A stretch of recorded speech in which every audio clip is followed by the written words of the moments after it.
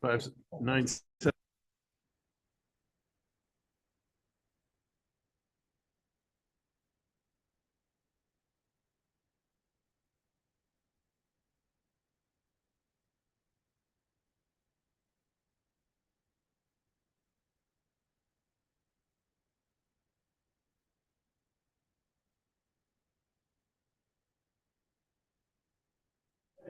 I went 18 minutes in and then I had all of them. You gotta move the bunny ears this way. They said they were fine.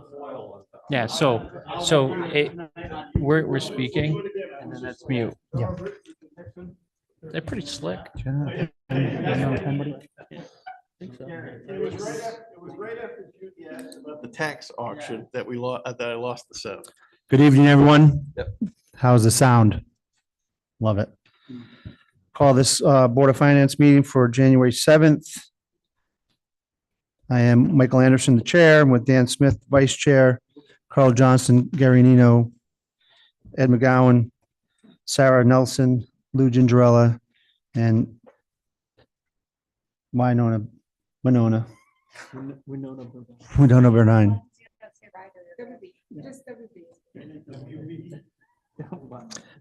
Next order is Pledge of Allegiance.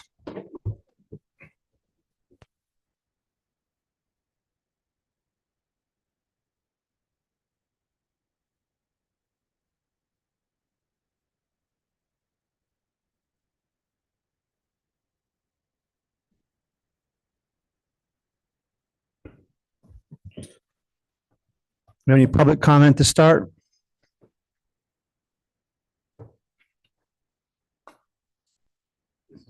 Winona, can you just see if we can get the people up there just so we can make sure we can.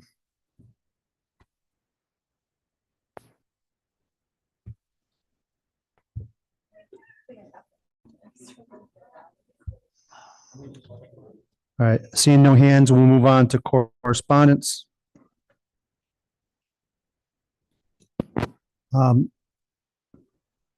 One that we did get was from Zane, who is our excellent tax collector. I sent that, everyone get that email? Was the report able to be read with that, guys? She sent the attachment to it. It was a Xerox scan. Yeah. So basically, through the end of the year, we're at 67.7% of collections. And per her email, we're even doing well, going into the second installment. I just point out, I'm just going to read this just so people can hear it. On January 6th, the town of North Stonington held a tax sale with attorney Adam Cohen as town counsel. Tax sale process started in May of 2025 when we sent 14 real estate accounts and any additional motor vehicle and personal property taxes due from that real estate owner. Since May and after the tax sale, we have collected $120,914.38 in back in current tax year taxes, and we're able to remove those tax liens from the taxpayer's property and bring them current. Please know that this office is always ready to work with taxpayers and help them budget to avoid this step, which only adds to additional expenses to already big burden. However, it is a tax tool that is allowed by state statute and is used quite frequently throughout the state. Thank you to the Board of Finance for their commitment and time spent on behalf of the town. Good luck in the budget process and setting the mill rate. Zane Ring, tax collector of North Stonington. I know I can speak for Bob that she's been fantastic in this job, and I mean that's just a testament to it right there. So thank you, Zane. So was there supposed to be a report attached to this email? There was one of the. It's a Xerox scan. It doesn't. All right. Well, Unless you specifically. Yeah. I'll send us a copy again. I was hoping because I opened it up. I'll do that next time. Usually I do that. I just do the document as well because it just sometimes, as you can see, it doesn't. But there's the link for paying your taxes and reprinting bills. All right, I just sent that. I think you just look at the bottom of G, line G, and you get the net collections.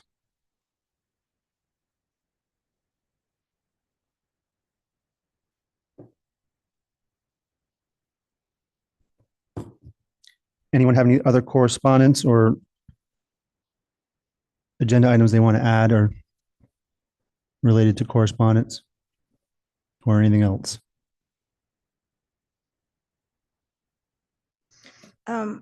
So I had forwarded some questions on the Board of Ed grant financials. and we still Yeah, I was have- gonna save that to the next one. Okay. So obviously, we're not having the Board of Ed present their financials after the tri-board meeting. Christine, I think, is still out of country until tomorrow. Hopefully, she'll be able to get a flight back.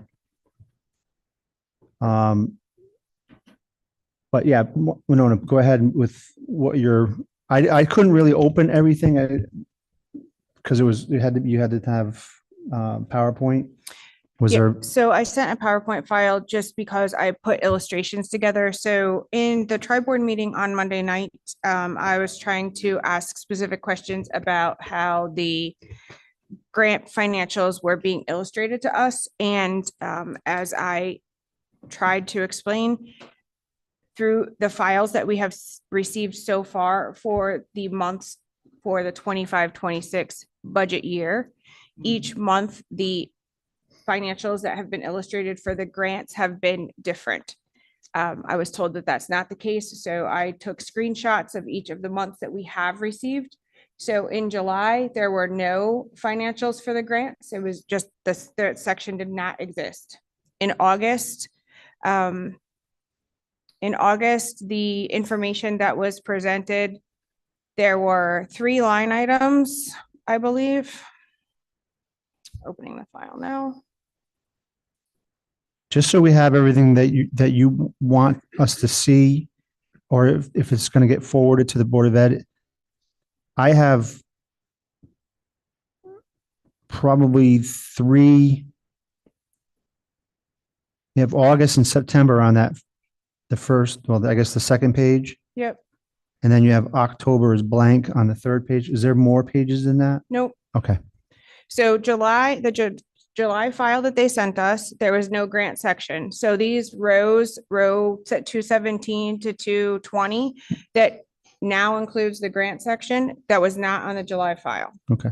In the August file, there were 3 rows of grant information. And in cell G 229, they included this, this cell that said $4,855. And then in September, that number changed to a lower amount. So this is what I was trying to ask Kathy on Monday of what is happening. So that appears to be a spend, but then in September, that spend went to a lower amount. And then there were additional spends in September. So did they reallocate that 4,855 into other grants? Or was that an error for the August accounting? We don't know. And then in column I, it appears as if there's like negative accounting happening because the grant total, I don't actually know what's happening in column I. So I don't understand what's happening in column I at all. And then in October, you can see that those cells, which look like spends, are now blank again. So just again, my question, what's happening? Like, why are these numbers not tracking month to month? And we don't have November financials at all still, so.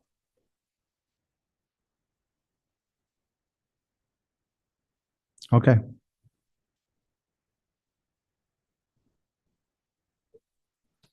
Well, I'll forward these to their chair, Christine, to be included in this kind of better explains what you're talking about, what you were talking about the other night. So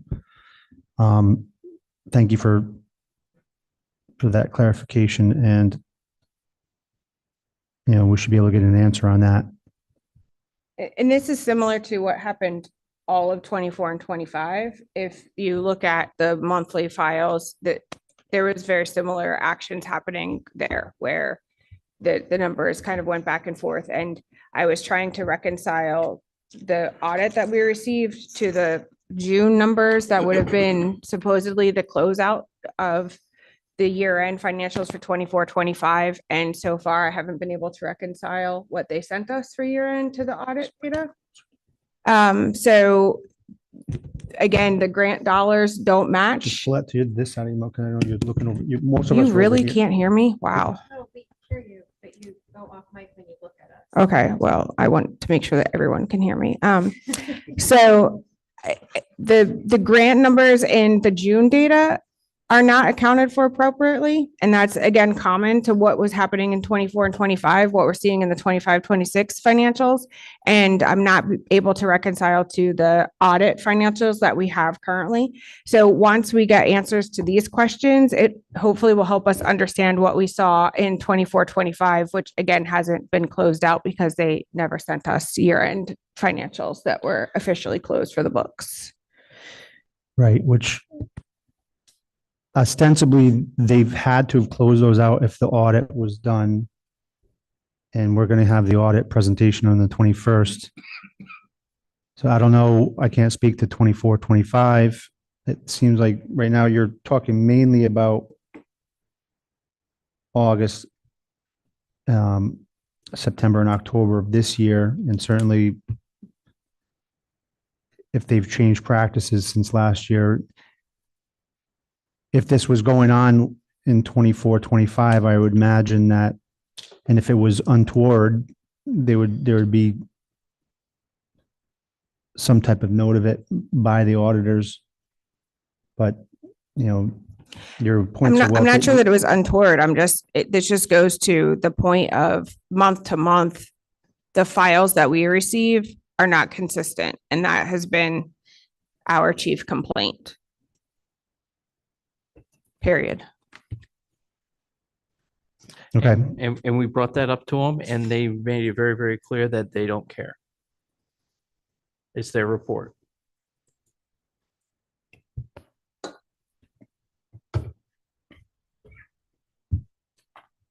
don't think that's helpful. And just, I don't think it's true. And I don't think it's helpful in having good relationship with getting the reporting we need. I appreciate Winona taking the time to put through and identify the questions that are looming. I think her request is very clear and hopefully we'll get something back from the Board of Ed that will help us understand better so we can understand their process and how they manage. We wanted certain things. I don't think whatever I said was out of order. I think, and Dan, I get you, I understand that we've been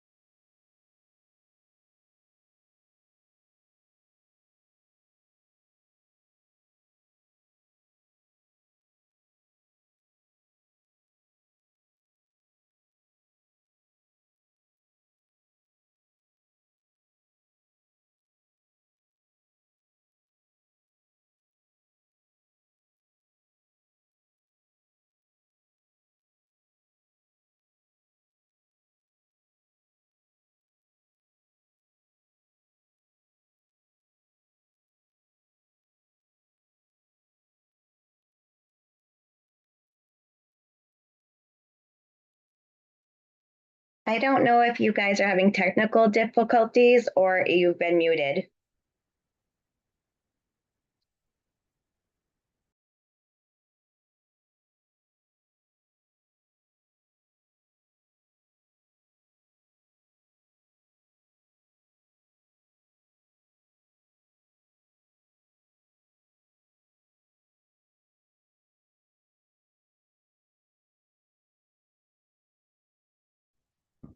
How's that? Much better. Thank you so much. Okay, thank you for chiming in.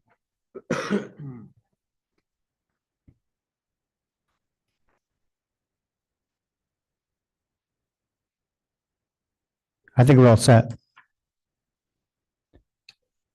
Can you just expand that?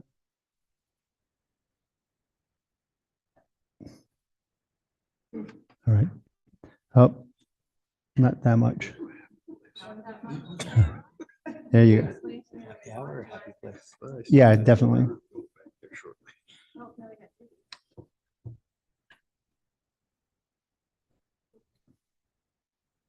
There.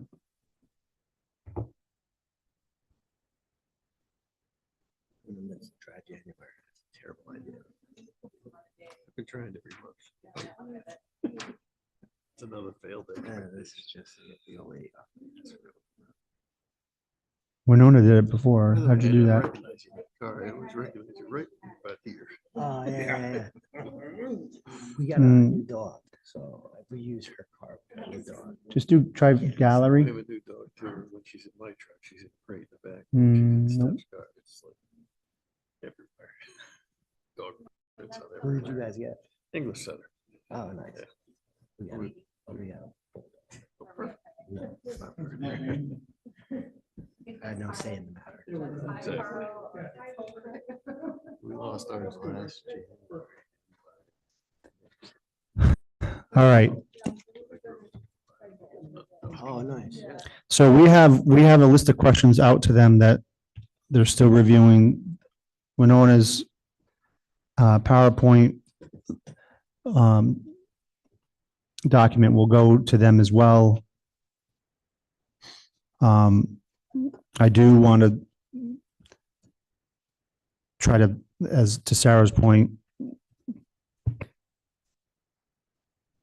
work with all boards in making sure this town is taken care of in the most respectful way possible. There's been frustrations probably on both sides, and I'm really hoping we can get past that. And we were at the tri-board meeting, we talked about a little bit about the Excel stuff and whether or not we can get those reports. Those are part of our questions that we send to them. And I would expect that we have an answer to those when we do meet with them on the 21st. Any additional questions that we want to send to them to prepare for that 21st meeting?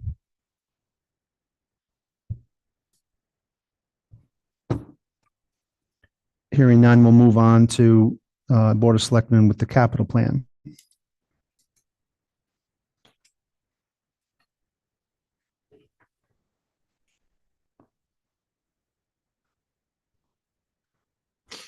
Okay, so on your desk, you have two copies of the 5-year capital plan. We're only going to talk about the first year because that's all we need to present at this time. The reason you have two copies is the first one is what we're actually presenting this evening. The second page is what it looked like before we took the short-term debt off it. So you can see where we were and where we are now.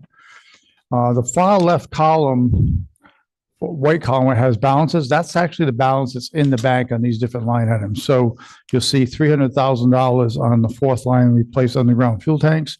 That $300,000 is the money that you did the appropriation for, plus the 100 we already had in there from the previous 2 years. So we have 300 in that bank to use for that project. The only change in this, we'll go to the bottom line. So we're presenting to the Board of Finance a capital budget of $437,625. If we didn't do the short-term debt payoff, it would have been $789,091. So that's the difference. The only adjustment we made on this since the last time the Board of Selectmen looked at this, if you look at the line, which is pretty much in the middle, it says North Stonington Education Center improvements. That's basically this room. Okay, we have, right now, we have $30,000, as you can see, in the bank. We did 20,000 one year, 10,000 last year. We also have a steep grant that we were awarded to upgrade this room. We were told the other day by Star Computers that we need some help on the computer side as far as a lot of our equipment is falling old, has not been replaced in years. There's only $20,000 in the computer capital line. So rather than change the capital bottom line, I took $10,000 out of the line for this room because I don't need it right now and moved it up to the capital line for computers. Other than that, there's no other changes made on this except for the payoffs. So that's what we're presenting as the capital. All the fire company, ambulance, and highway garage capital stayed the same as it was last year. Minus the vehicles that vehicle we paid off early, like the ambulance. Remind me, if I look at bulky waste pile closure, so if we put 15,000 in, then we'll have 95,000. Correct. If this Okay. budget passes, we'll have 95,000 Okay. next year when we do this. Yep. Okay, thank you.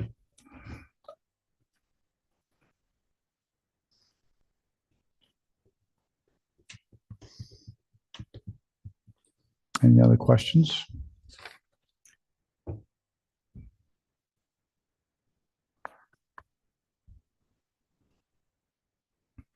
So I know if I gave you hard copies, I get you all off your phones. So you can, Love that. I know Gary likes it. So the second page, what's the difference? The second page is the same as the first, but it has all the original capital on it before we paid off the short-term debt. Okay, thank you. So you'll see all the trucks are on there, the ambulance is on there, Right, the money for the tanks, moving the tanks and below ground. right. Lou, did you see I added that for you? Thank you.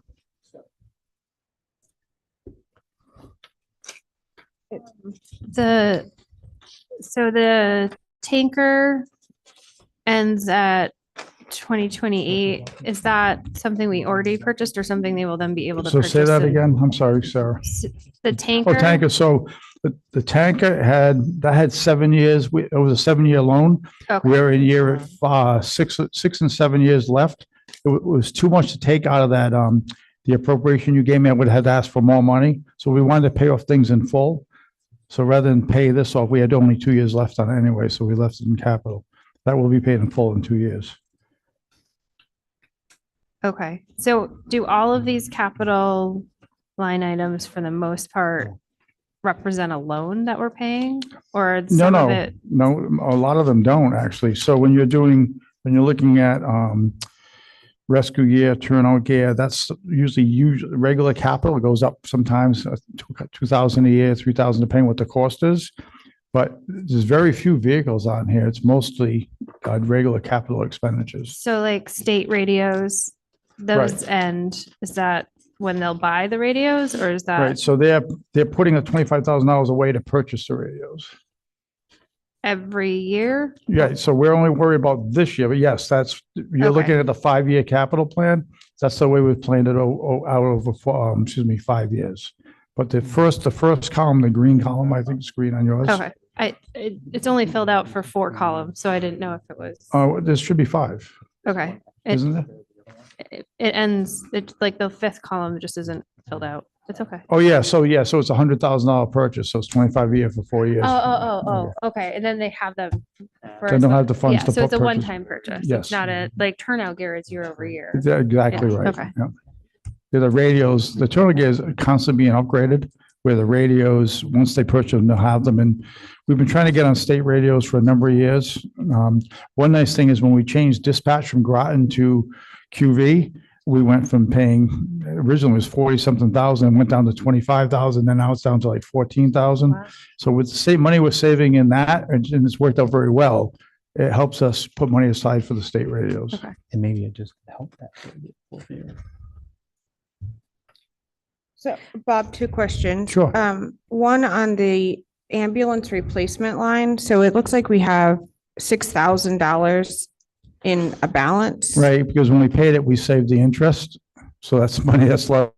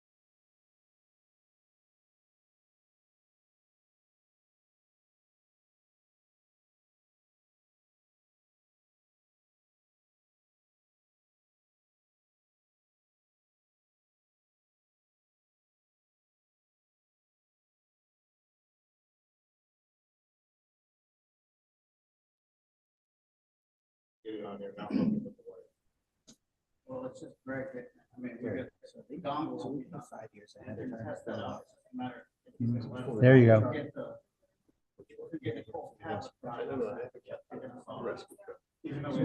So now, can you go up top, top right?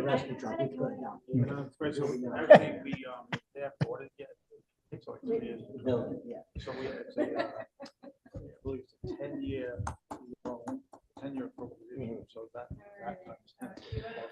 All right, just for the audience, we're keep on losing Wi-Fi on this computer, and that's why it's cutting out on us. But we figured it out how to get it back more quickly this time.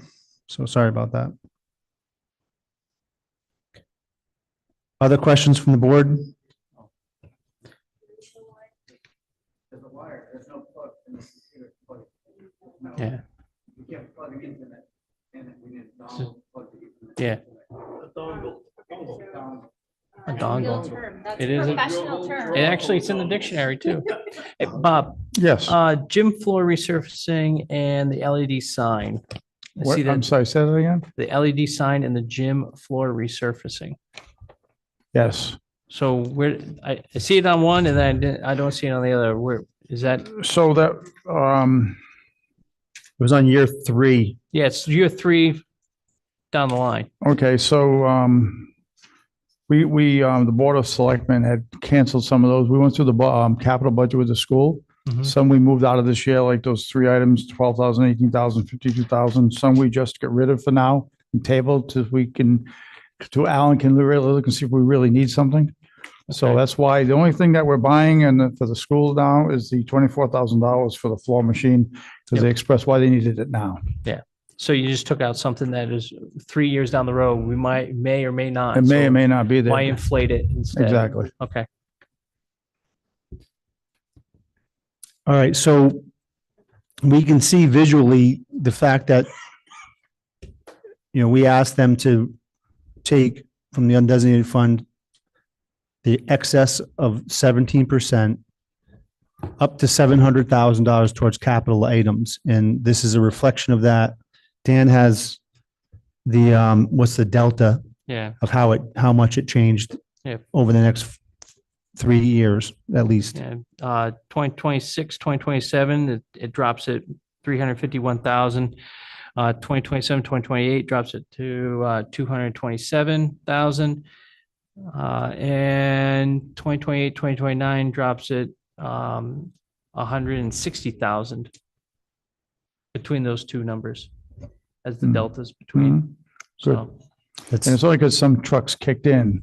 yep. Right. In year 2 and year 3. So. right. So it's just, I think it was a great thing to do, and we're seeing how it's going to be affecting our capital budgets. Absent, obviously, we don't know if something comes up in a year, but from the plan that we've been working on for years now, this is working Yeah, I pretty think well. if we can stick to both the 5-year and the long-term capital plan as much as we can. I mean, we said to the people, just we're paying these off, we're not moving trucks up. Right. We live for the next 2 or 3 years with the way it is. Right. As long as we stay to that plan, I think we'll be fine. Nice. Thank you for this. Sorry, I'm one more sorry. question under, just clerical, maybe under reval capital lines, Bob? Yes. I'm a little confused. The first row says 2025 reval and it has data out in Yes, 20 clerical, it should say 2035. 2035. Yeah, because we're going to start saving for that again in 2030. We save 5 years ahead, small amount of money. So the midterm reval is always less expensive than the full reval. That's why you see that we've been saving for the 2030 for a while now. We're starting to save it now, 5 years in advance. So we'll have $100,000 toward that after 4 years. So when we come to 2030, we'll have the money for the reval. We'll start saving for the 2035 reval. Excuse me. But so that should say 2035 reval. I just didn't catch it, Winona. Sorry. I pretty much do all my own reports, so I think you got it right. There is a midterm reval in 2030. 35 35. is the midterm. 20, 30, 40 are regular revals and 30, 25, 35. We had the big reval just now. Was this, no, this was the quick one. Was it? I think Yes. don't forget 2020 was during COVID and that became a drive-by reval. It wasn't really the true reval it should have been because Okay. of COVID. Yeah. That one was like traumatic. Yeah. Yeah, that was a, I remember it was traumatic for Dan Spring. Okay, and any other everyone else questions on Bassett this? Road. Any questions? Well done, Board of Selectmen. You want to go And- to appropriation? Yeah. So in the appropriation, what I gave you is the actual appropriation we're asking for. Yep. That you will see, I remember that you approved that the Board of Finance approved this on August 6, 2025. In which Dan, I saw in the recording says Bob will be back asking for money, which is, hey, I it am. was expected. Yeah. Yep. On the second page, I showed you what we budgeted for. And on the third page is the breakdown of what the town pays versus what the school pays. The school pays 39%, the town pays the balance. I don't know why. It's been like that way before I got here, why the school pays less when they have a budget twice as big. But I think it's because there's less moving parts. I think with the town, it's fire company, ambulance, highway, town hall. I think maybe that's why the town pays more. But Lou, do you have an answer for this? You're on. Might just be by hours allocated from the auditors. Maybe. How many hours it takes to do the school versus everything else. So That when happens, yeah. it went up, the percentage went up the same for both. So we paid more, the school will be paying more. So we went from what was budgeted to 40,801.04. And you can see we already have numbers in there for this coming year's budget and the following year's budget. I would think if we get a good report from the audit and the Board of Finance enjoys these orders and thinks they're doing a good job, we might want to think extending them. So like we do the superintendent, extend for a year. So we don't get to the beginning of year 3 and find out they're not coming back and then we're scrambling. I think Dan mentioned that at the last meeting. So just a thought. Any questions on this?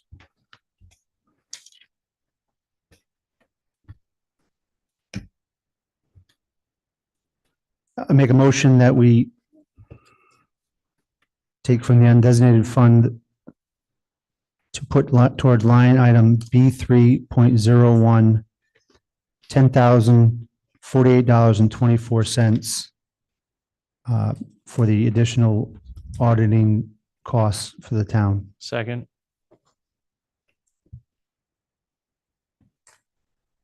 Discussion? All those in favor say aye. Aye. Aye. Any opposed? Any abstentions? Motion carries. So Mike, if you have a clean copy, would you just sign that one for me? I'm going to sign it right now. Thank you. We have 1, 2, 3, 4, 5, 6, 7.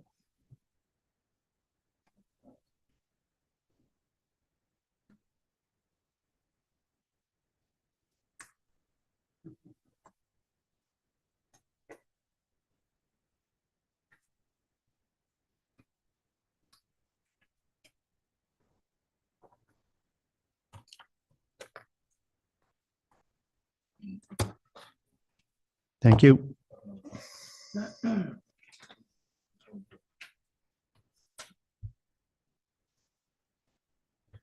All right, agenda item 8 is Wheeler Library discussion.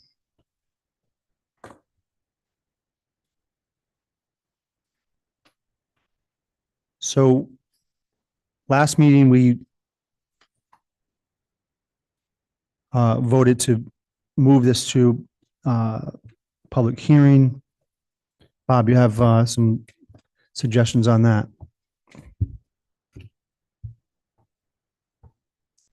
You got to turn the whole thing on. There it is.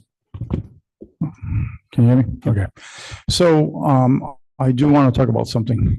Last night at the Board of Selectmen meeting, we voted to change our motion from November. You have a copy of it in your packet, by the way. November 12th, 2024, we motioned, was approved 2-1. Motion to approve up to $1 million for the renovation of the Wheeler Library. I know at your last meeting, you approved our approved motion and asked us to call a public hearing, which we did. So, but as the selectmen spoke about it, we realized a few things happened in the last 14 months since we approved this motion back then. Just to let you know, two things happened. One is, even though we had a change of selectmen, it was an approved motion 2-1 back 14 months ago, and it's still an approved motion. We didn't go from a non-approved motion to an approved motion. That's number one.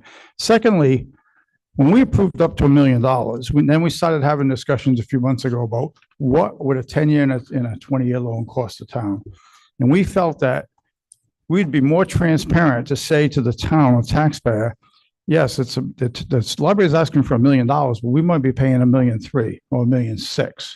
So we wanted to slightly change our motion to say to up to not to exceed $1 million plus fees and interest. I think if that way someone can come back to us or you, the Board of Finance, and say, your total is $1 million. Why are we paying $1.6 million? So why are we paying $1.3 million? So for transparency was one reason we changed it. The second reason we changed it was if we approved up to $1 million, and let's say the Board of Finance said to the Board of Selectmen, yeah, we think the best way to go is to take $1 million, maybe in a year or two we can pay it down because we have a very healthy undesignated fund. I couldn't take $1 million more loan because the minute I closed on it and paid my closing fees, I would already exceed my million up to $1 million. So I'd be in default, which is illegal. I can't go against a motion and then take more money. So, and the last time we talked, the Board of Finance spoke about this, there was still you didn't have a consensus on how you wanted to handle the financing. If this gets approved by the town, how the board wanted to handle the financing. One of the options that was, I think Lou mentioned, was what if we took a loan for $1 million and then found out in year 2 we had plenty of money in designated, we could pay half of it off and save interest. And that was well, you can't take a loan for $1 million. We can't if it says up to $1 million and we don't include fees and interest. So just trying to keep things above board and transparent. We slightly changed our motion to include those. So now the taxpayer knows it's not just $1 million, it's $1 million plus interest and fees. We know the fees are $2,500 if we went to Dime Bank. They're wiping out, if we went to them, they'd wipe out the closing fees, but there's still the interest. So I didn't want to be non-transparent and I didn't want to do something illegal by going past my original motion of up to $1 million. So that's only changed since your last meeting that we changed our motion. You would have to then, tonight's meeting, probably reapprove that. But now, if it gives you another option as the Board of Finance to say, if that's what you want to do, $1 million loan and pay off early, well, you couldn't do that if I didn't change my motion because it would be illegal. That's all. Thanks, all.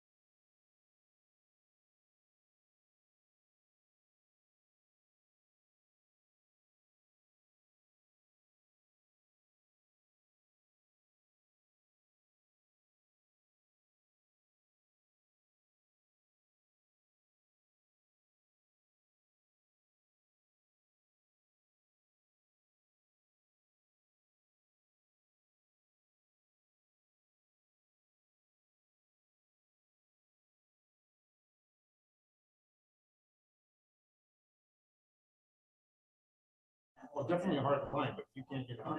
We get a dongle in like 2 days and then make him come in and put it on. You know, I'd rather have. Hey, what, is it just one of those mini C ones? Yeah. I have one. USB to. either Oh, it was USB. USB. I have a mini C. one. They might have a mini C. I might have a mini C one. I had my work.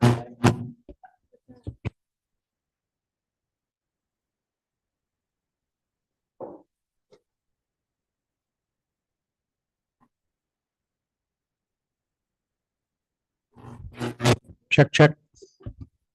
Check, check.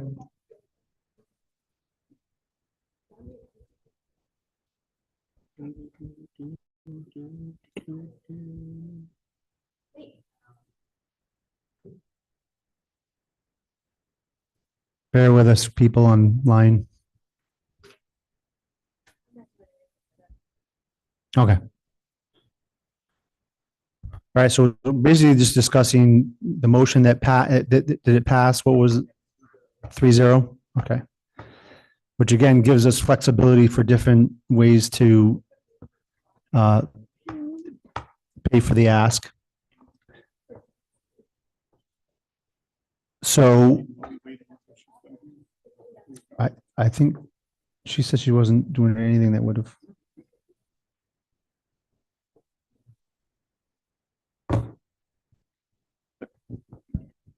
Does the question remain though? Does the board have a preference as to how I should do this? I really think we should nail it down. At least, Couldn't agree more. you know, if we go to, I mean, I don't mind having maybe 2 hearings if we have to have 2 hearings. I would like to go to the board, to the town and present one method or 2 options max. And I'm open for anything. I just, I was looking at, when I talked to Bob about these additional appropriations that are coming up, the one today for auditing, and there's another one for some legal fees that we'll hear on the next meeting. And I asked them to print out where we are with the undesignated fund because the audit that we're going to also get presented on January 21st shows us having, I think, roughly $200,000 more than what we saw in November coming as the give back. So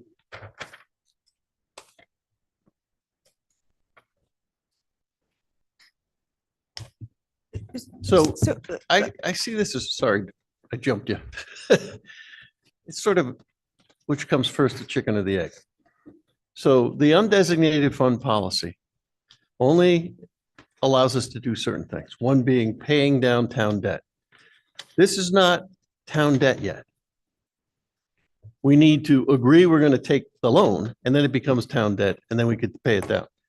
So I don't want to use the looseness of the policy as an end around for the words of the policy. We need to know, does the town want to take $1 million plus fees in debt? And then we know we have several ways we could fund this. But the town needs to agree to take the debt before we can look to pay down debt. That's my perspective. I think that's the only way you can do it, given our policy. I disagree. Well, we're in our policy, does it say we can do that? We can take money from the undesignated fund and hand it to a not-for-profit. Look, as you all know, I support doing this for the library, but I do think the mechanism is that we need to borrow the money, and then the town can take the money that it borrows and give it to the library. And as the loan progresses, we decide when to pay down the debt based on the undesignated fund and the amount of interest that we're earning on it. In this case, we're going to be paying more interest on the loan than we will be earning on the undesignated fund. So this is a great example of how paying it down quickly from the undesignated fund, say ultimately, if the town decides to fund it, saves the town quite a bit of money. How do you know that the undesignated fund, whatever you're taking, is making more than what the loan costs us? As a general rule, banks don't pay you more than what they charge. Generally. It's how they make money. But I think the accounts that we have now been averaging about 3%, 3.5%, something like that. Probably down to 3 now. Right. Things are going in, for earning, it's going in the other direction. So we're looking at a 5 or a 5.5% loan, which is a good rate. I mean, I'm not complaining about that rate. It's a good rate. So that's an example of where we can justify, I think, taking more money out of the undesignated fund to pay it down. I get you conceptually, and I do agree that, it seems like the way to do it within a budgetary process. But I do think our undesignated fund policy, again, there's extenuating circumstances that the town is going to vote on. So this is a policy, but if the town votes to say, yes, we want you to do this, and we agree that the best method to do it, because there's no closing costs, there's no attorney that we have to pay for, which we do have to pay for. And whatever interest is going to accrue, and we are in a position, based upon what I've seen, to at least use what we're going to have as of the official audit and what's in this, basically what was provided to me. We are again going to be well over our 17%. What are we going to do with that? We get the loan and then pay that down? Yeah. Yes, I think that's the way to do it. With some of the unforeseen things you got coming, which we still haven't heard from the Board of Education. Understood.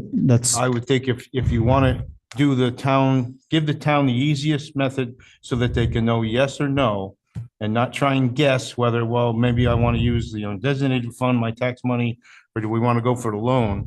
But if we go for the loan, the Board of Finance has been very good at paying things down. They will take care of it. If they have the money after all the other appropriations. So if we take a hit on something and we had already pulled that money out of the undesignated fund, now we've got to go back to the town and see if we can get some more money. That's my thinking. Yeah, well, according to what I sent out to you guys today, we'd be at 15% if we paid it off completely. It's the town's money, so if you take a loan, and I'm just thinking conceptually as a taxpayer, that's going to be on the capital budget, the principal and interest, until they have to rely on us to pay it off early. So a vote saying I have a guarantee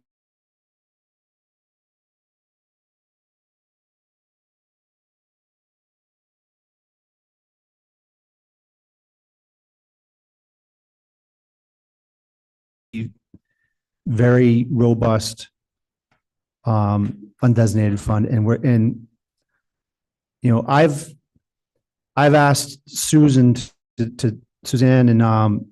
and Melissa to try to see where our undesignated fund has been for the last 5 to 10 years at the end of each fiscal year after the audit, or Get a chart. to try to see where we are, because I certainly don't want to put us in a position where we're now at 8.5% and upset with ourselves. But we've been at between 15 and 17% for a long, long time. And we've been, the town, and I think it's a testament to the town and the school board for money that they've given back outside of their RISA account to keep bringing money back in at the end of the year. And I can hear the arguments already that it means that they're over budgeting. It could be, or they're doing a better job getting grants, or they're getting, doing better job figuring out things within a year. But I'm not concerned that we're going to, we plugged the hole with COVID, and we plugged the hole in a budget in the last couple of years, but we've never had to really use it. I just think it's cleaner, and it's easier for somebody to understand that we're going to take the money that you've already given us, or you've already provided for the town that we've been managing, and it's been managed very well. And we already have to, under our policy, are going to have to get rid of over $500,000. Why not? Can I speak now? Yeah, please. So, couple things. First of all, I love the library. Served many years on there, continue to support the library, don't get me wrong. But for philanthropy, giving to a non-for-profit, and that's what this is, should be done by the taxpayers, not for the taxpayers. And we're holding taxpayers' money. Let them decide if they want to support this before we say, we've got all this extra money that we levy from taxes you paid, and we want to use it to do this. It's just not right in my mind. Attorney fees, why are we paying attorney fees on taking a loan? Pretty cut and dry. The lending attorney is $2,500. Chump change against $1 million. Chump change. Capital. This isn't capital because it's not an asset the town owns. This will be a year-over-year expense.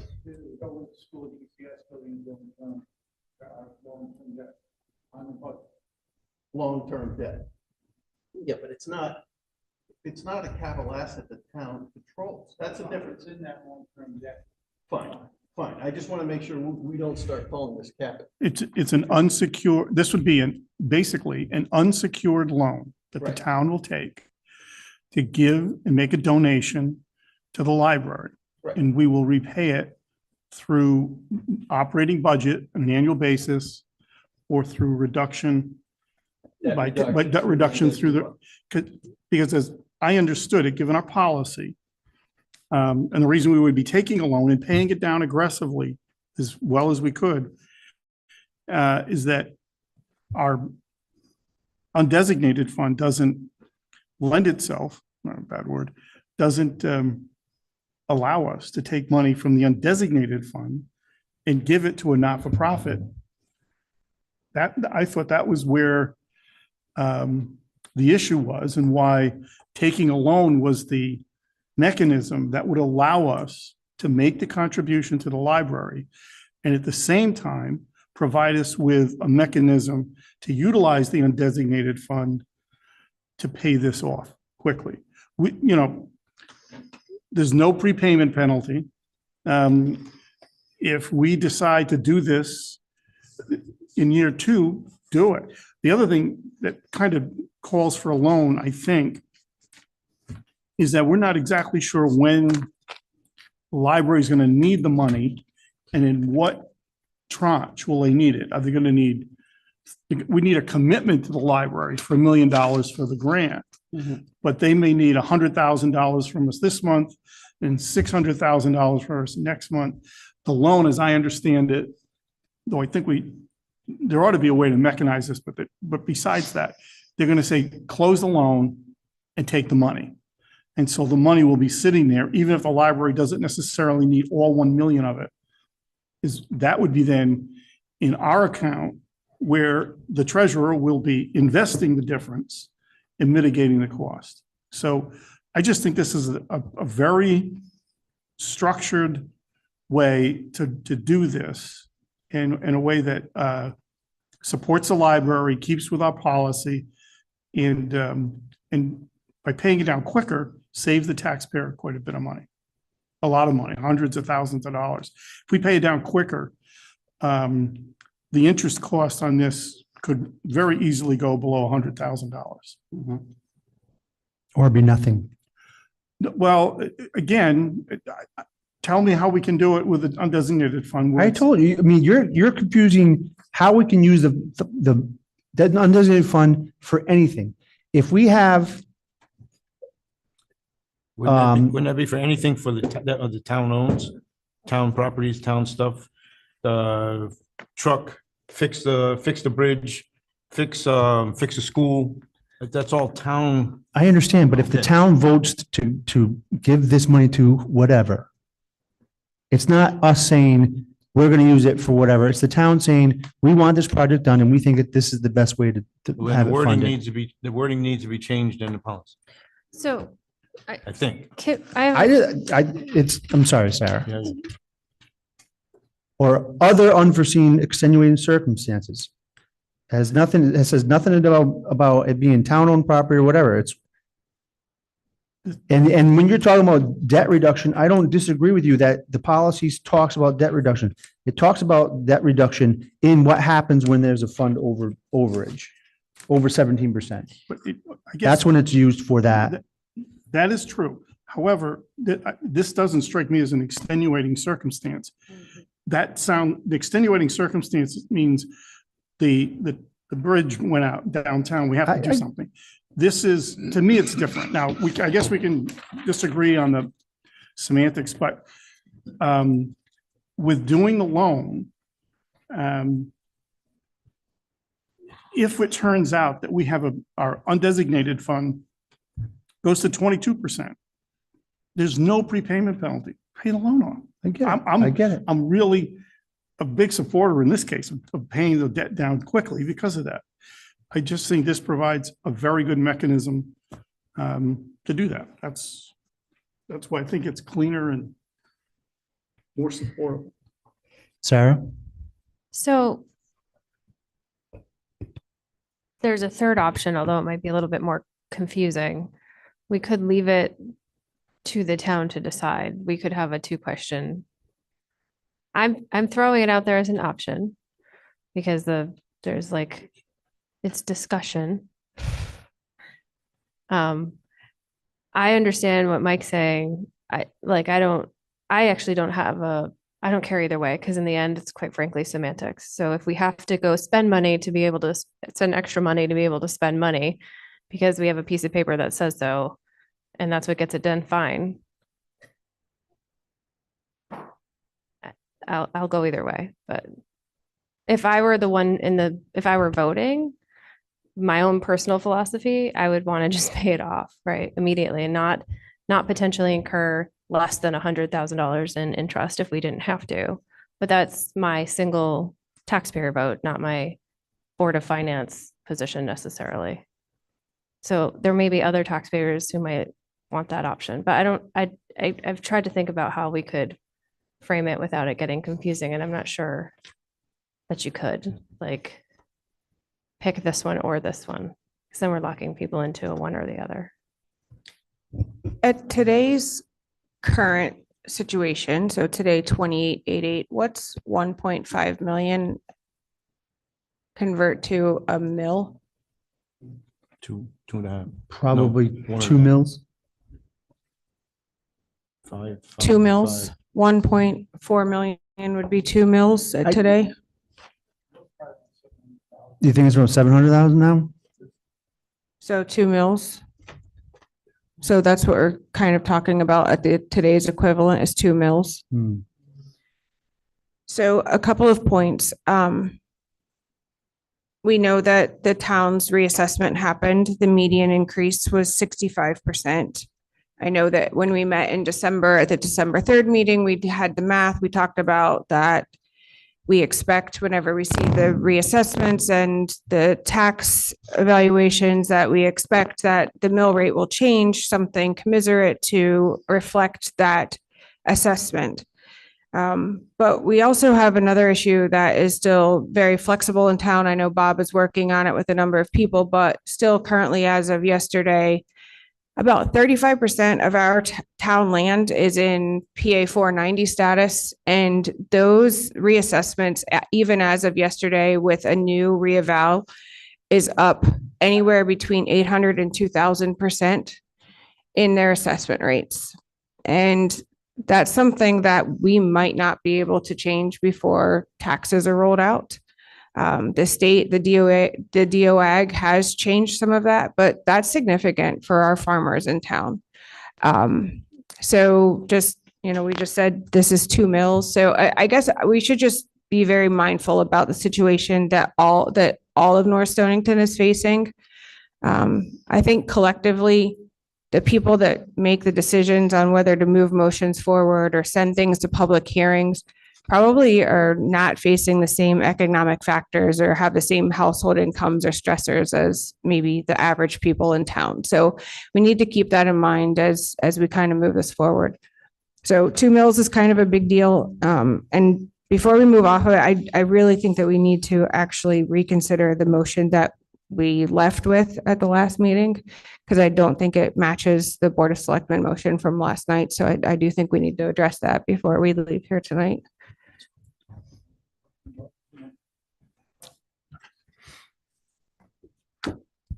So yeah, I think if you're thinking the 10-year loan with the interest is we're coming up to that 1.4, which is 2 mil, but this won't ever be in the budget as a 1.4 million in 1 year. So it's over 10 years, right? So it'd be $100,000 increase plus interest for that 1 year. So you really, how much is, say, $140,000? Well, how much of a mill is $140,000 versus 1.4 is never going to happen in 1 year, spread out over 10 years.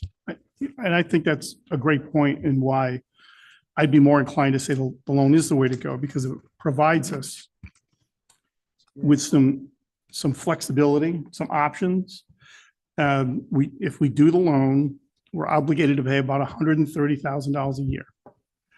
We can pay down lump sums, but for budgeting purposes, we can say our obligation is can't be worse than 130,000, roughly $130,000 a year.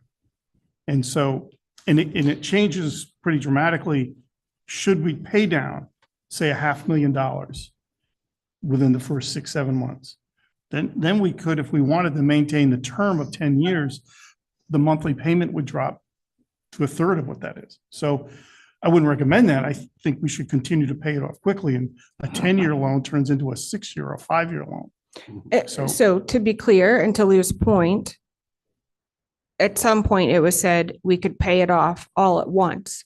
That is a 2 mil decrease all at one time versus 10 years of $140,000 payment. That was my point. If we were to say, as a board, we're suggesting we take 1.4 million and make a payment now, that's the equivalent of a 2 mil decrease immediately to the mill rate. That's the point I was trying to make. Thank you. No, it's not.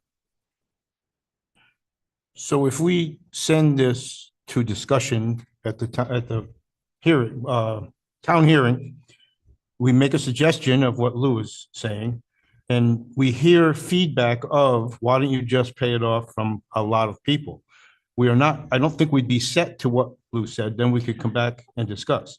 But technically, I think when you go to the meeting, I think you ought to present it as Lou, with the option of paying it off, and then listen to what the crowd says of coming back at you saying, no, I think you should pay it off, or no, you shouldn't do it at all, before we decide 100% which way to go. Does that sound logical? Because if you give them too many options, you're going to split everybody up in the middle. If you, I don't disagree. I think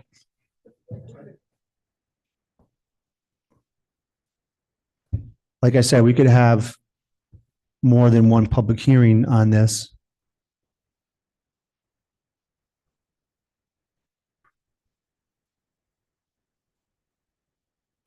Listen, check.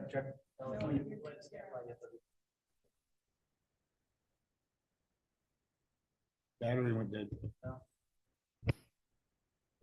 Check.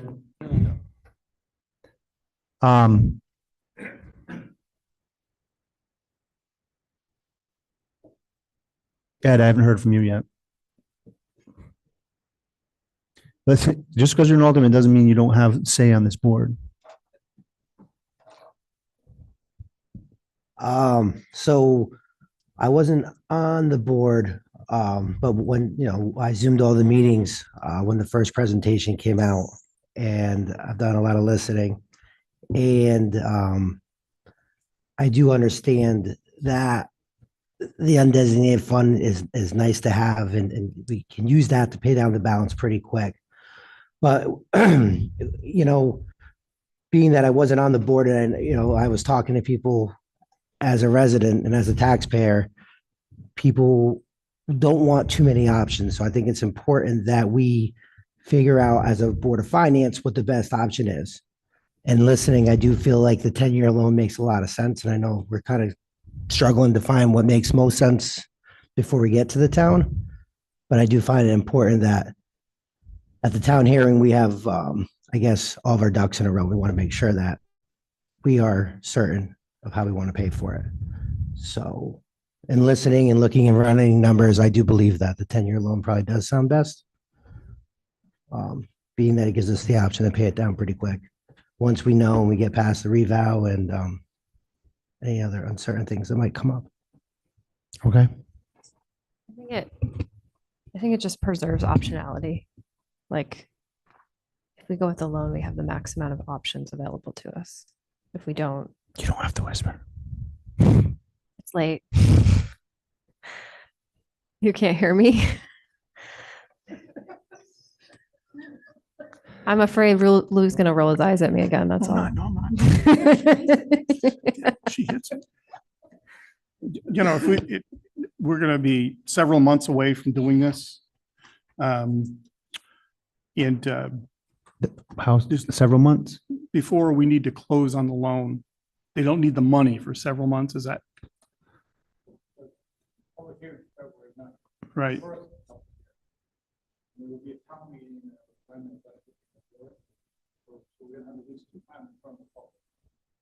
But my point is that the library won't be asking for a check from us.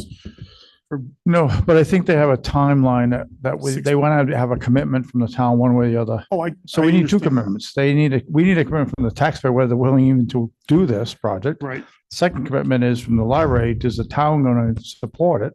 Mhm. And they'll know that because they'll see the results of the referendum if that's what we do.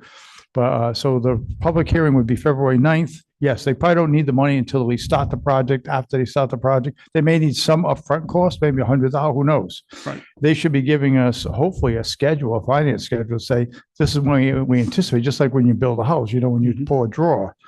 So with that, it hasn't been unusual in my career doing all this stuff where somebody originally comes in and says, I need $1 million, as in this case.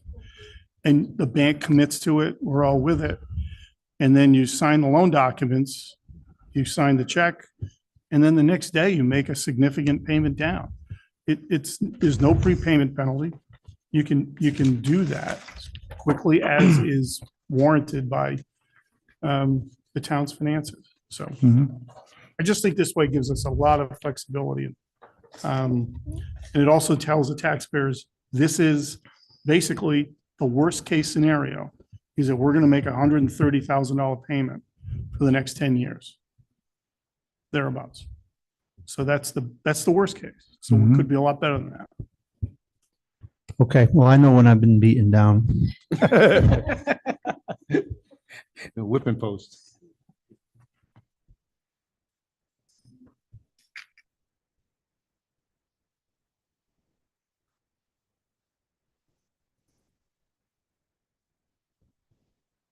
So can I just ask So- one question real quick, Mike? Sorry. Yep, go ahead. So in the last meeting, we made a motion that we were going to send this back and do a town vote or go to a town hearing and have we're going to be there, the Board of Selectmen, and then representatives from the Board of Directors of the library.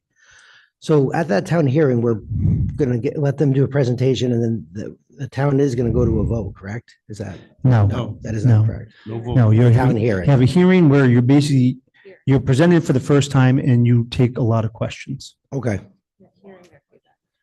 You might change during the normal budget process. We might go back and make suggestions to either the Board of Ed or Board of Selectmen or both. So at Okay. that town hearing, there won't be a vote on There'd this. be no vote. All right, perfect. Sorry. I know I probably should know that. And then, and then the town meeting is basically, all right, here's, we've either changed the budget and here's what we did based upon your feedback at the hearing, or we have heard your suggestions, but we believe that we're putting forth the best budgets, and then it's, we vote at the town, at the town meeting, we then move it to a town referendum.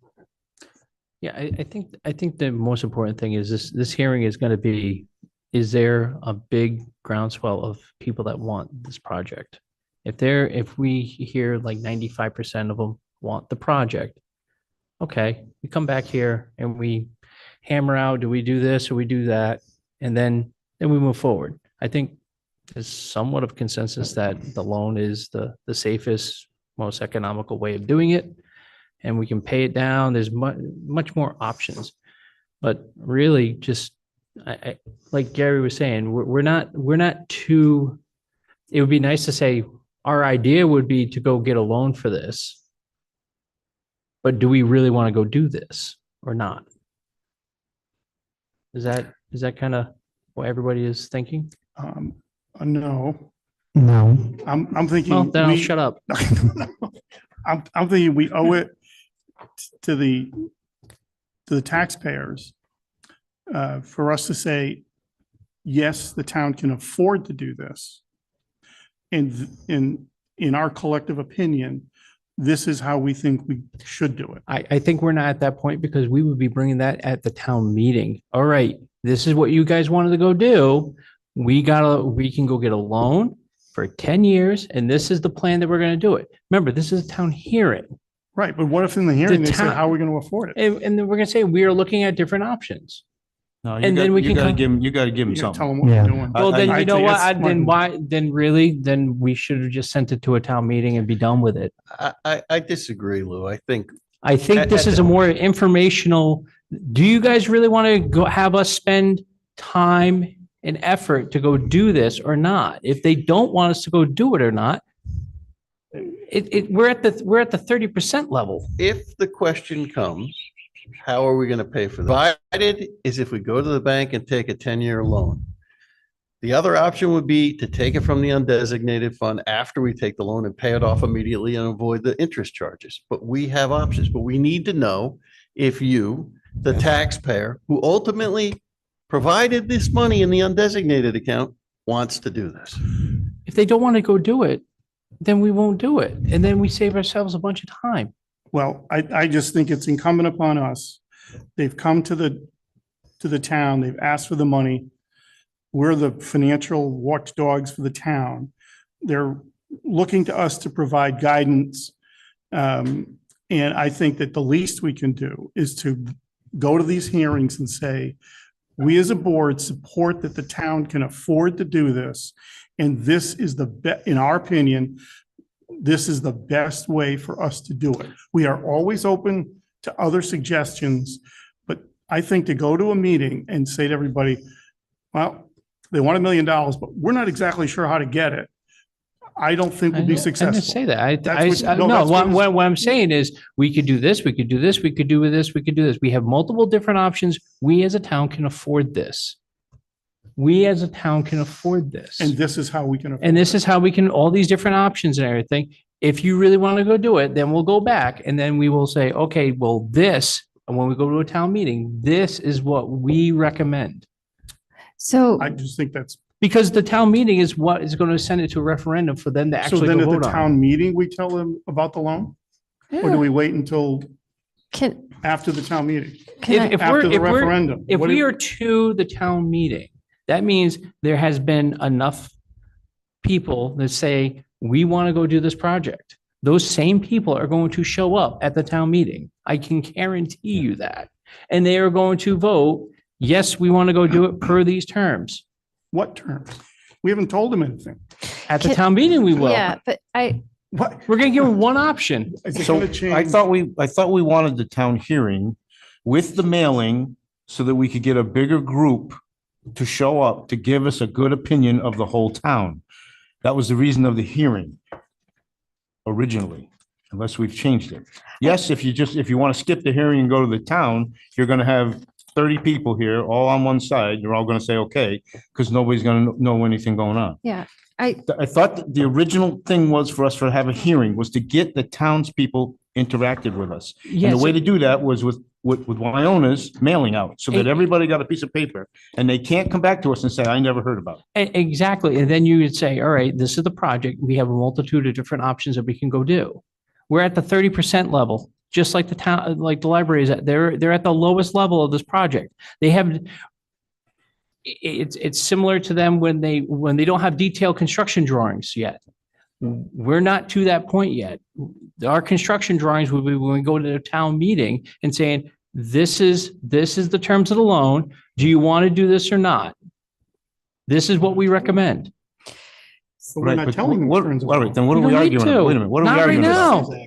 What are we arguing about? Just What, said that. Dan, what are we missing that you're trying to tell us? Because I thought that's what we all just kind I'll of just- hammered. No, come, give us an answer. No, I mean- okay, so Dan did say that, so at the town, this is what I understand. So one unpopular opinion.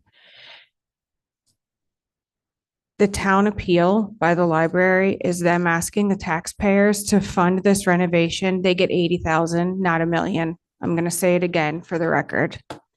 That is the vote of the town. That is my opinion, and I think that we need to reconsider that, period. Moving on, the town hearing is the two boards presenting to the town, whoever shows up, Mhm. and us explaining that the library wants 1 million, which is gonna cost 1,300,000, and that there are ways to pay for it.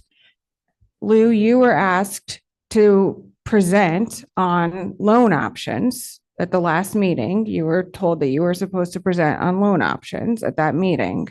So we are going to present different funding options. You're right. I But was the asked- first question is, do you want to do this? Well, definitely.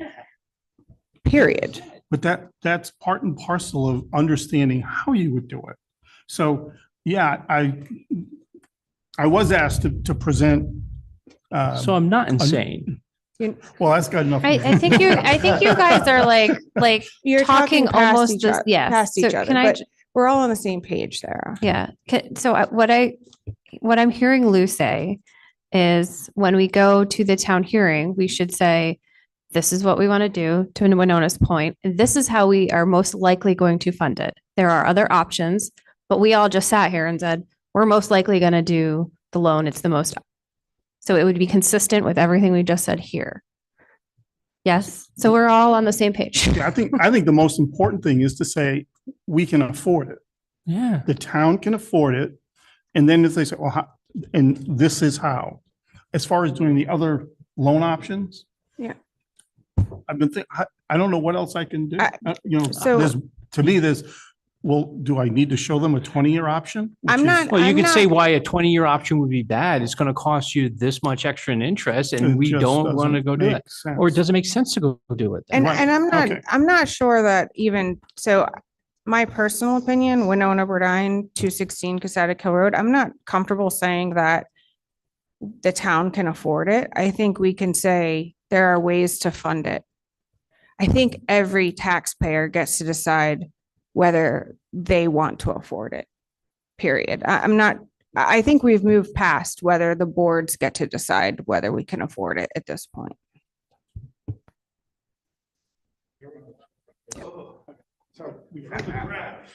So I think I agree with Dan and Winona on something here. When I write the everyday direct mail, every door direct mail rather, when I write that, I'm going to try to be as beige as possible. I'm not going to try to say we support this, we want you to come out and hear all about it and be excited. Same time, I don't want to tell people, come on out and this is a crappy idea or come and listen to it anyway. It's got to be really an idea of, it's just informational. Come out and hear all about this plan. They have asked the town for $1 million. Come out and find out from the library what the project looks like, and the Board of Finance will be there to answer questions about possible funding options if that's what the town chooses to do. It's going to be very mediocre, very beige, very, very I don't want to try to sway the vote of one, because I want people to come from both sides and give their opinion. And then once we're at that, if Dan or if I picture a table with the board, library people, a table with 2 or 3 seats for the Board of Finance up in front. They'll be able to do their projection, have them do their whole dog and pony show first. So the Board of Finance is there to answer any questions they may have. Lou, I do agree with Winona. I don't think we need to say the town can afford this. I think we can, because that's almost like we say we want it to be done. I'm for it, as you are, but I think the town has to make up their own mind. It shouldn't be swayed by us to say this is a good project or bad. This is a financially sound project, but we don't have to say that we can afford it, so why don't we just do it? We have the money, so why not? Why don't we go to dinner? We have the money, let's do it. Here's how I disagree with you on that. Okay. And is the town couldn't afford it. It would be our obligation to say, this is a nice thing to do, but we simply don't have the money or the wherewithal to do it. I think if the town couldn't afford it, it wouldn't make it to a public hearing. You guys would be killing it right here. But isn't that exactly, well, okay. I could be wrong about that, but I think you would kill it if you didn't think town could afford it. To my point. Because you, That's exactly my point. okay. I think I guess it's implicit in our moving it forward. Well, we moved it to a hearing. We haven't moved it to a formal vote that could get moved to a referendum. We're only doing that. Yeah. Like Bob just said, we haven't gotten to the point where we've killed it or let it move on to the next step. This is all informational. Until we get the feedback and everything, if the room is 50-50, well, then we have a lot to talk about. Because you may end up with, I don't think we will from the town, but you may end up with 75% says no way. So then Nice at to that have point, and we're- have to have is a discussion that we have every budget season. And this feels like a nice to have. What- When is Okay. the town hearing? You said it was already scheduled February what?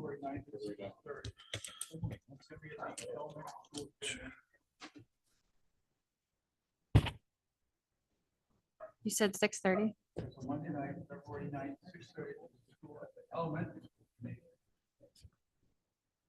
Because there's games, there's basketball games.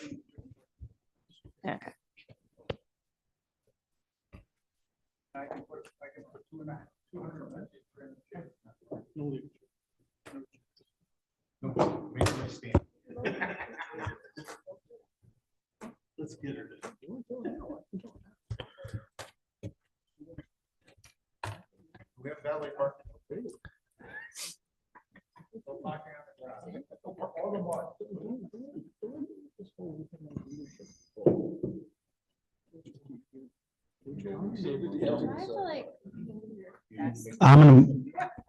Can I make a motion?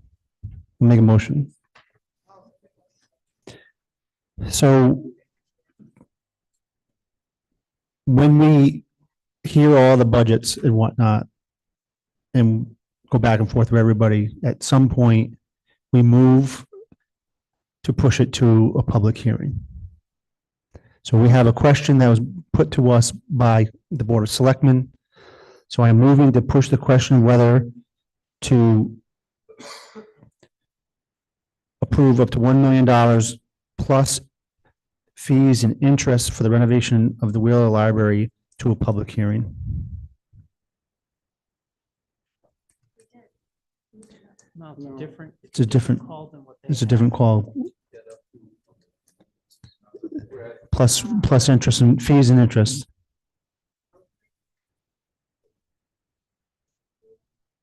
Probably we should do that. It seems like.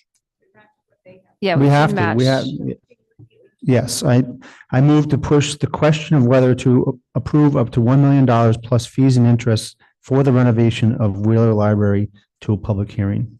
Hold on 1 second. Did yours include the fees or was it just it was fees and interest? I remember there was a discussion about, was the other thing that, was it costs? Okay.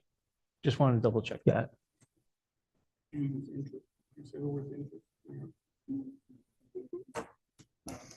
Interest and associated fees and interest. With associated fees and interest. Second.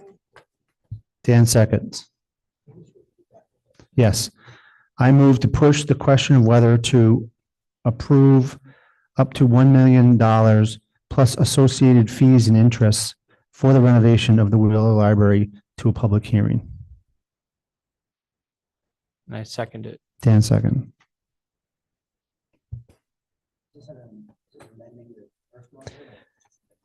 New motion. New motion.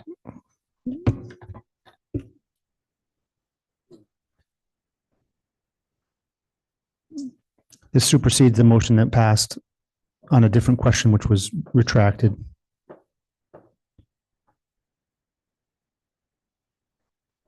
Further discussion? All those in favor say aye. Aye. Any opposed?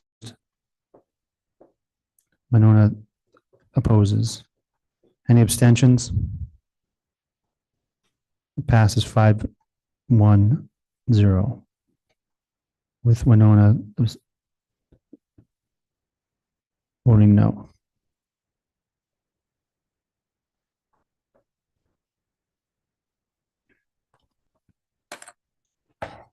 Now, to Gary's point earlier, I think, and also to you, Lou, I think, when they go there, we're going with a united front that the best course that we feel is a loan, a 10-year loan with an option to pay off at any time. It's basically going to cost us $130,000 a year, but there are certainly options to pay off. I would love it if you handled that. I would like to at least have some discussion about where our, how they're going to do it, or what about the undesignated fund to have what we have available and what that would look like. Not until we're pencils down on what we have, because we still have a dark horse out there. Understood, but this won't be till February 9th. And if we don't have it that time, Gary, I'm saying, we don't know exactly. We have a healthy undesignated fund at this point, but we have some outliers out there. We don't know yet, but that our plan would be There should be no discussion about a healthy undesignated fund until we get complete transparency as to the looming potential asks. Complete transparency. And I would also make sure that we go out and clearly state what those outstanding things that we have out there. Because which are the school project, everything associated with the Board of Ed. So Mike, What on else? the- oh, sorry, I was gonna, well, special education. Well, it's Yeah, Board special of ed Ed. and cyber stuff, right? Yeah. yes. Is there anything else that No. we're concerned about, guys? no. So on the loans, we were given interest on 10-year and a 20-year. So I think we said not to the 20-year because it's ridiculous, but I think we should at least tell people that we looked at it. And did Bob talk to just one bank? Two? No. Okay, so we should, or we're going to talk about both of those, like both Dime and Chelsea, what they gave us?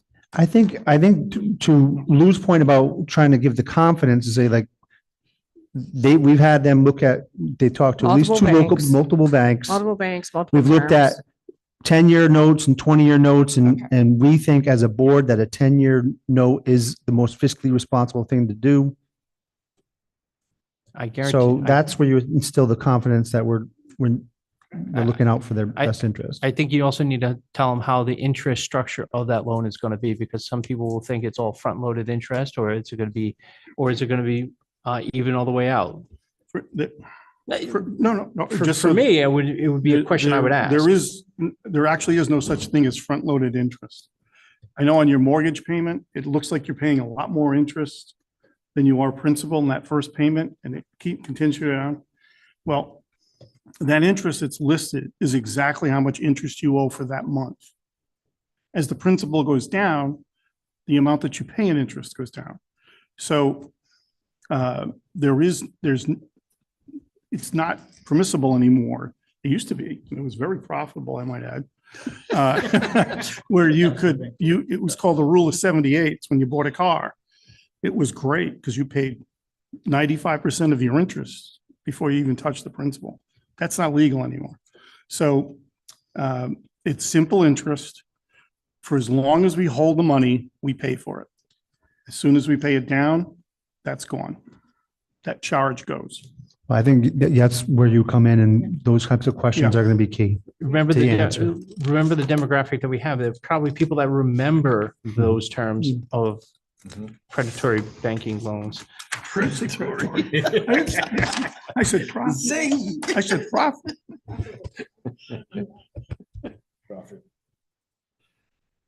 Anything further on the Wheeler Library discussion? So February 9th. February 9th is will be the hearing.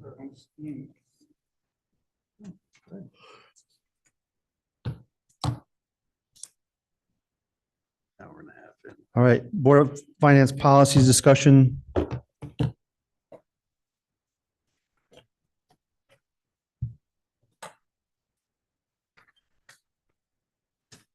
Which ones are we covering? Are we covering what are we starting with first? Well, I don't know. The low hanging fruit one would be the undesignated fund one, because I thought we went through that Pretty well. with multiple revisions.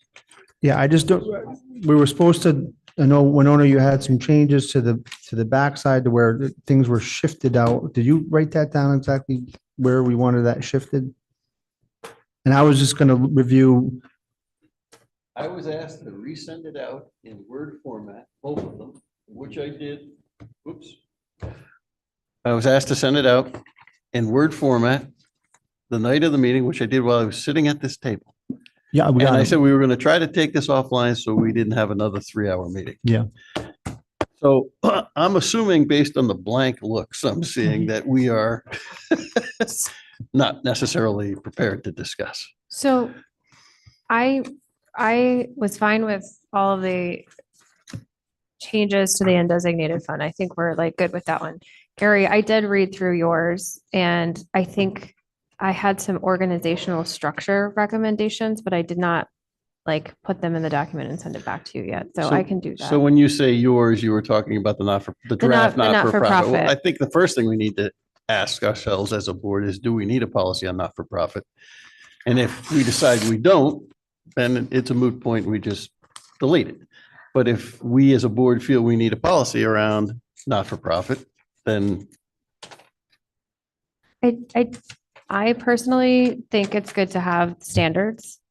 When I read through it, there were some structural things Mhm. that I might change, just like putting the capital investment in a different section. Yep. And then I wanted to check a couple others to make sure we're not unintentionally favoring like the really bigger Yeah, yeah, not-for-profits yeah. and asking for things that smaller ones might not have. And that was all I was gonna do. in my mind, using a Pfizer term, overused, it's a straw man. It's much easier to Yeah. comment on something that somebody starts with, and I have no pride of authorship. Draft whatever changes you feel are appropriate. I'm good. Okay, so I can commit before the next meeting. I'll send my version across. I'll take your version and I'll send mine across. That's good. But in terms of like, if we can get a final draft of the board of the other one. I don't know. Am I allowed to let you talk? It's not my job. Who has the latest copy of the? I just want to say something quick about non-for-profit. I don't want you to take this the wrong way. You can recommend to the Board of Selectmen what your policy is on non-for-profit, but doesn't hold any water except the recommendation. The Board of Selectmen actually make the determination who we fund and who we don't. The only thing you could do is just not approve our budget and say, take another 100,000 off it. But you can't, because you're not able to tell me where to take it from what line. But I will say this, no, you're not. We can take it from, we have line, How, you say that again? stupid thing. We can, on their budget, we can go. No, line by you line. don't. No, you don't. Yes, we can. Yes, we can. How can they do that? They, I could change any number that,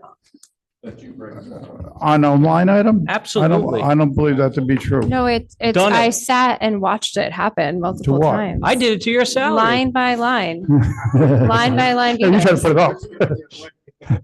Really, so I know that we've discussed it line by line. No, But- no, it was, But I don't think you have the Yes, we the do. ability to tell me to take a particular line up Yes, or we do. down. we do. I Yes, don't we think you do. It's even in a state statute. And in fact, the Board of Ed state statute specifically calls out that you cannot do line by line, and the Board of Selectmen. Are we mixing up budgets and the line item transfers and appropriations? No, Because well, where the Board of Selectmen want to do this, let me take something.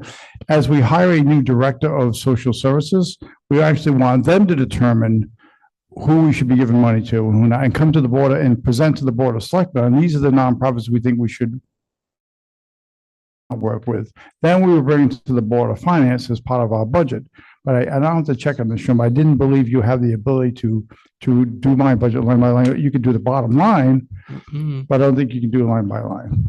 Maybe I'm wrong. no, I- that's. You the can, one- but we try to avoid doing that. We haven't done it in 4 years. Yeah, we. I did, I presented to you line by line, but I don't remember you ever saying that particular line item has to go. I up. recall it done once or twice in Yeah, my years. it was, it When we, was lo- done. when we, But- I'll rephrase, when we lowered the first selectman's salary, That was the we previous did- first selectman. that was previous first selectman. That's one of the ones we did, and I think we did it on a The- couple you- other you line d- items. The reason it sticks in my brain so much is because literally the first Board of Ed meeting I ever attended, that was happening. It was like, I don't like this number, 0. I don't like this number, 0. It's really contentious meeting On the Board of Ed? on the Board of Selectmen. Oh. And they took money out of like the weed control for the lakes. They took, Yep. they took all these weird It random it ones was, out. it was the weed control, the selectman's salary. And the We Board of put, we Finance do put that? back in the pension for the selectmen on that one. That year, there was a bunch of like 50,000, 20,000, 10,000, 5,000 trims.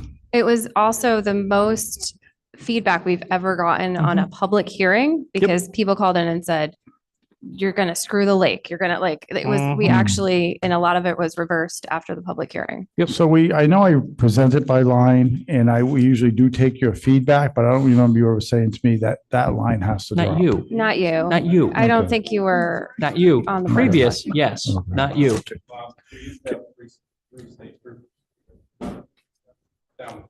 That was, yeah, but we changed the ordinance to only 2, right? We changed it, only say we only had 2 state troopers. That wasn't in the budget, was it? No, it was cut. It was in the budget and it got Yes. cut. So the idea though, to get back to Okay. the not-for-profit, because of the challenges that we had over the last budget regarding not-for-profits, that's when we talked about developing a policy. But I honestly thought that it would be something that we would do, just like with the undesignated fund in conjunction with the Board of Selectmen, Mhm. where the undesignated fund was signed off by the finance board, the Board of Selectmen, and the town treasurer, and maybe do the same thing with the with the not-for-profits, so that people coming to the town, looking for funding, everybody would understand what the criteria was to fit into our Yeah. Mhm. requests. Yeah, because right now there is no real criteria of saying this one's worth it versus this one's worth it. What it could be, socially it's worth it, but financially it might not be worth it. So the message that went out to the nonprofits, as I'm already starting to get the request for this budget, they come in january, was I need to know how it affects North Stonington, particularly North Stonington, not in general what you do. So I've talked to Always Home, talked to Safe Futures, I've talked to TVCA. How do you, because you're going to be able to sell it to us if you tell me how you help our town of North Stonington. But I'm hoping that if we're going to try to get somebody in as a director of social services by March. We're still in budget season. I want that person to go through this, vet this out, and maybe they can present to the Board of Selectmen and the Board of Finance on the same night and say, this is why these nonprofits should or should not be funded. But some of the things that we had in our policy was asking for, Gary, correct me if I'm wrong, it was like the 990, maybe you can tell, was it the 990 and a couple other financial things that would benefit us to see from a finance standpoint of how solvent or how they're doing versus the social mechanism of, hey, is it helping North Stonington residents? Is it going to be good for the community? Is it growing? Is it, all those is good metrics for your putting in the budget, but for our side, we would want a couple of datum points or pieces of Would information. this be general with all nonprofits, or would you Yeah. say that, like, these people we've supported for 5 years, they've always tell us what they do for the town, we know it's a fact, If you do it for one, you got. and they ask for like $2,500 a year, you're gonna have to ask all that same criteria? I don't think it's really a crazy ask for what Yeah. we were asking, because it should be a simple, pull it out, here you go. It's pretty universal that they give that information to whomever's giving them money, even private donors. So when you got typically- your budget books last year, you had everything I had, you had all the asks. Maybe as you get those, you look at those, say, what do you think is missing? And I can go back and ask that person, hey, the Board of Finance saying this piece is missing, can you get me a 990, or can you get me? Well, it'll depend on the policy we. Yeah, we accept. haven't actually finished. we haven't- That's what I was saying. I want to just gut check that some of the things on the list aren't like hard to get. That's all. Okay. And I was going to do a comparison to a couple other towns and see what, Did everyone answer, Suzanne, by the way, do you want the books to be, or I have your book? thank you. I gotta find mine. I So- have, yeah, I have my book. I'd like So to do that if you again. give it back to us, we can put the we can put the new budget in. We'll give you, we'll save the one you have from last year, but we're gonna put all new pages in for this year as we get Oh, them. So you want the binder back? Yeah, we'll refill it for you, but also give you all the stuff from last year. I I don't need it yet. I When we- took all of my stuff Yeah. out and put it in a separate. Well, you folder. can, that's fine. We'll just take the binder and start fresh. So on the nonprofit piece, so I listened to the conversation last night about what your plan is. I'm thrilled about all of this. So thank you for hearing me out last year on this. I think it's great. And it's obviously a work in progress, but wonderful. As far as like the nonprofits go, I think for me, the biggest thing is just understanding how to keep the most dollars here for North Stonington residents. And I think last year when I looked at the budget, there was something like 14 different nonprofit organizations that we were given money to. And it's just hard for any of us really to keep a finger on the pulse of how much of that money actually helps North Stonington residents. And I think that's the biggest challenge. So if there was one piece of a policy that I think is most important, it's how do we measure, is if there's a way to measure how many North Stonington residents are touched and how do we keep that money here for the value to stay here? I think that's the most important thing because the dollar is going to become thinner. And as our population ages, you know, what Teresa was dealing with over there and how thin she was stretched, that's what we need to focus on. So the people that need help are where we need to focus our energy, and that's going to need to stay here. So I agree with you 100%. how we measure that is going to be something that we need to work on, is trying to put metrics around that. Agreed. That's fine. Thank you. Bob, hold on one second. So Lou did start a draft, Yeah, I have a copy of it. yeah, and there was a request for funding format with a list of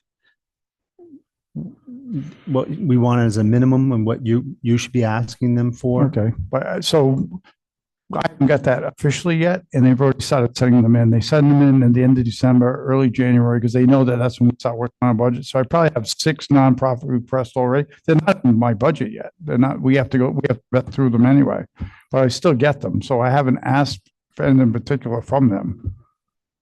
I mean, I think that's fine. This is like the first year. We'll finalize our version and then we'll, It's a grocery list. Go get us this, and then we'll work with this list, and then next year or through the, as Gary would love to say, through the summer, and we'll finite it, and in the fall, we'll have something. As you going see the into it. requests, I think a lot of these people would love to give us whatever information they want, because they know they do good things and they want to have money from the town. They want to give us what we want. So this is a matter of asking for the right things. Normally, you don't see them fighting if they want money. No. Sarah, I don't have a copy of that. Could you just read the items that we were looking to? Yeah. Looking at. so the proposed request for funding format is a letter detailing the specific request to include the amount requested and its use, clearly demonstrating how residents of North Stonington will benefit. An outline showing how the non-for-profit has aided North Stonington residents in the past 24 months. A copy of the NFP's mission statement. A copy of a certificate of good standing from the state, which should be available online anyway. A copy of the latest federal 990 tax form. unless shown on the 990, additional financial information required. A list of all officers and trustees detailing compensation, the most recent, what's FYE? Fiscal year you're in. Year-end detailed balance sheet, the most recent income statement. So I think for non-for-profits, all of their financial statements are public anyway, Yeah, it correct? shouldn't go have to go search Google for it. I'm not Provide it. suggesting, I'm just Yeah. trying to understand how easy or not easy. Like the gut check here is like, I don't want to say like, if we do this, only Pawcatuck neighborhood passes because they've been doing it for so long and they know that like, I just want to make sure we're not creating like a scenario where we're favoring large corporate type fund. As opposed to not-for-profits. mom and pop. Correct. The reason that I put in there a 990 or the financial statements is that the federal government did a good thing, and they require very small not-for-profits to file a postcard, which has almost no financial information on it, which is great because it's small, like the Lake Association. Mhm. You don't have to that- pay like an there's accountant there's to do nothing it, there. right? But it's good because it keeps us current. So the reason I did say put together a balance sheet and income statement, which can be very basic, something they should have anyway, is because if they're filing a short form, we won't be able to tell how big they are or what they're spending their money on. So Lou, since we haven't asked for this yet, and I already have like 6 or 7 in, do you want me to then turn around, and mail out to whoever sent us one, mail that a list of, that once you approve a list, mail it to them, say, thanks for your request. We also want to require this. I'd ask for it. I'd ask for it, but I know it's an additional ask for this year, but it shouldn't be that difficult to do most of that. They're gonna It's have to- on there. they're They gonna- should have it. Or They should I have it, take, And they also got to file it anyways. Right, yeah. or should we take this year's ask, vet it out ourselves, and then send that out when they ask? So there's 2 things that happen. They ask for the money, and then if they get approved after July 1st, they ask for the money to be sent to them, right? First, they ask for the money, then they ask the actual money sent. So should I, when we send them the check, if we approve them this year, send a copy of those for starting next year? This is what we're want looking this year. for? Or do we want to do it this year? I want to do this year. So you want me to mail out to anyone who sends us a request, mail one of those out to them? Yeah. Okay.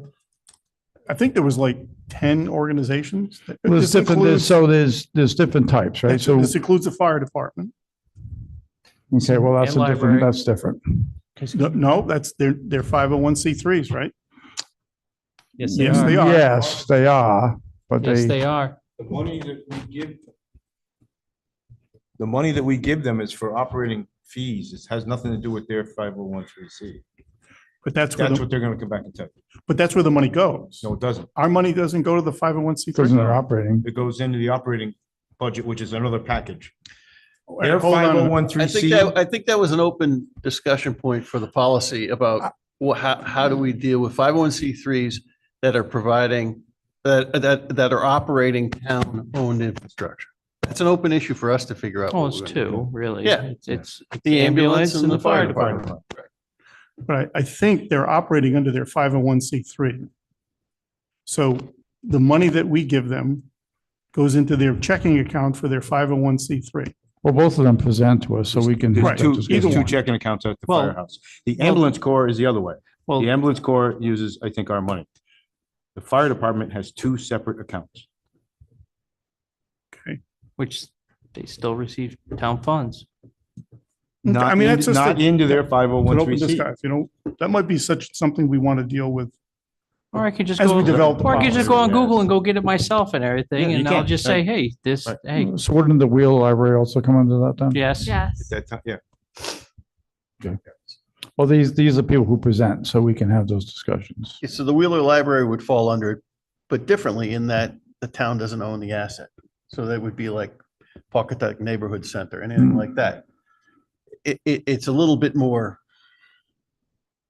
challenging to ask for this information from associations where we own the infrastructure and they operate the facility. It's proven that way in the past. So we weren't sure how we were going to deal with it. So I got a question for you, Bob. For the lease of the old fire station, who is that leased with? Is it the it's with the fire association, correct? North Swansea Volunteer Fire Company. Okay. and the town.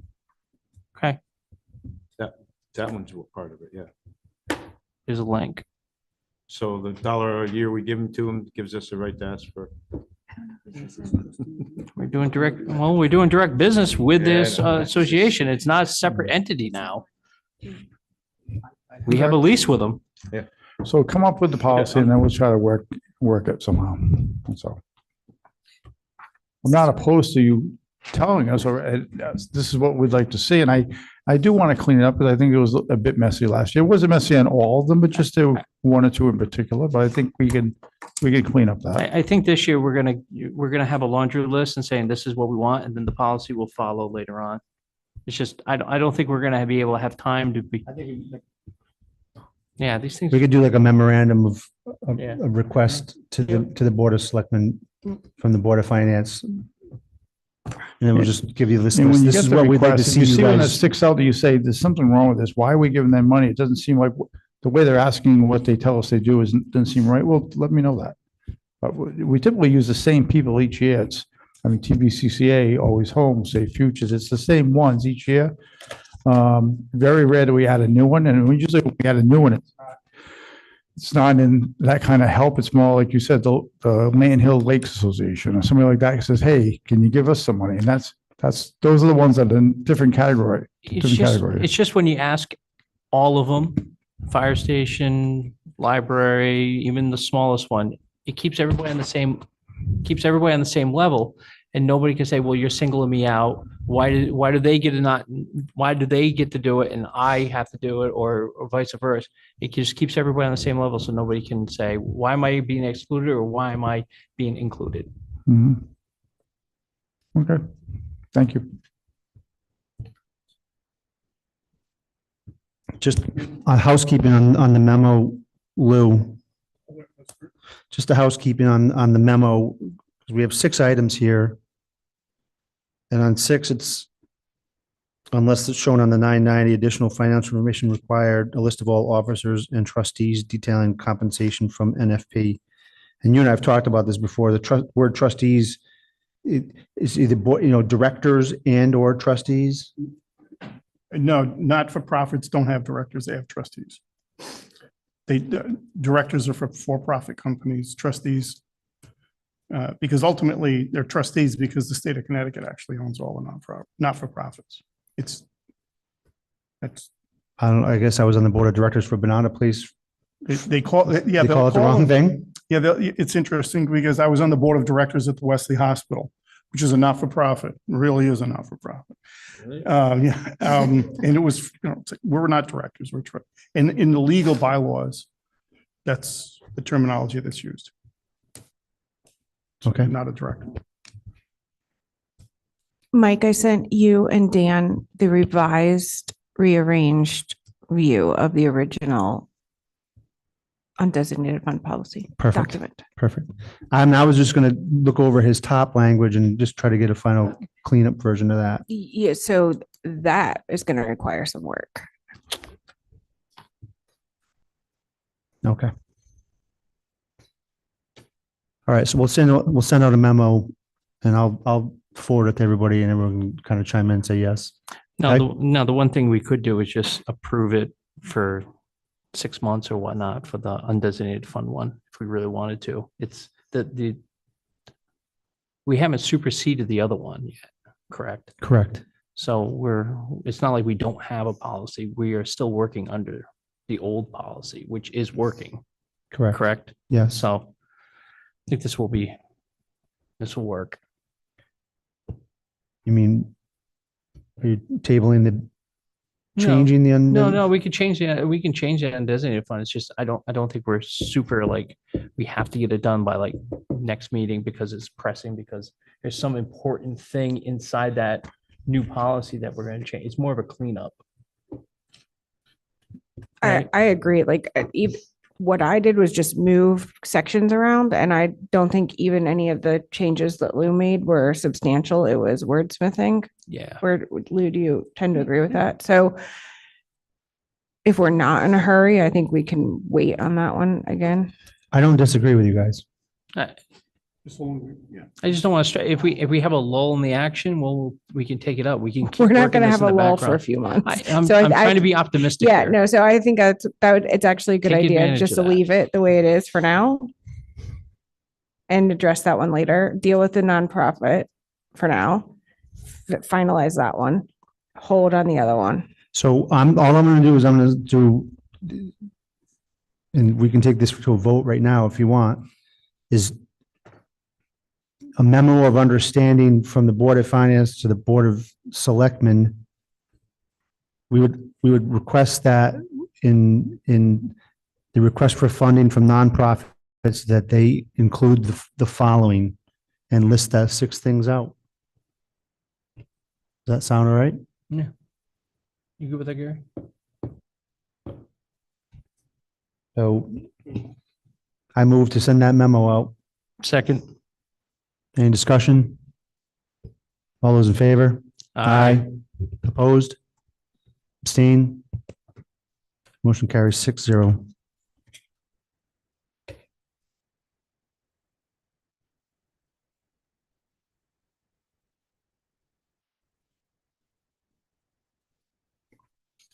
And it's going to be word for word what's in here, what was provided by.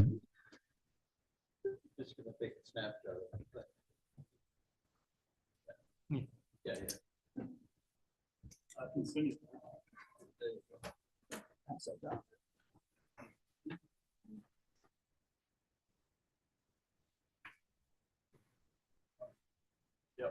Yep.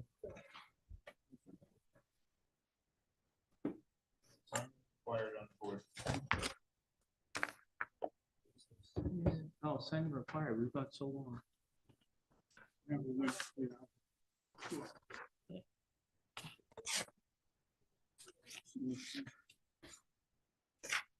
Okay, review of minutes.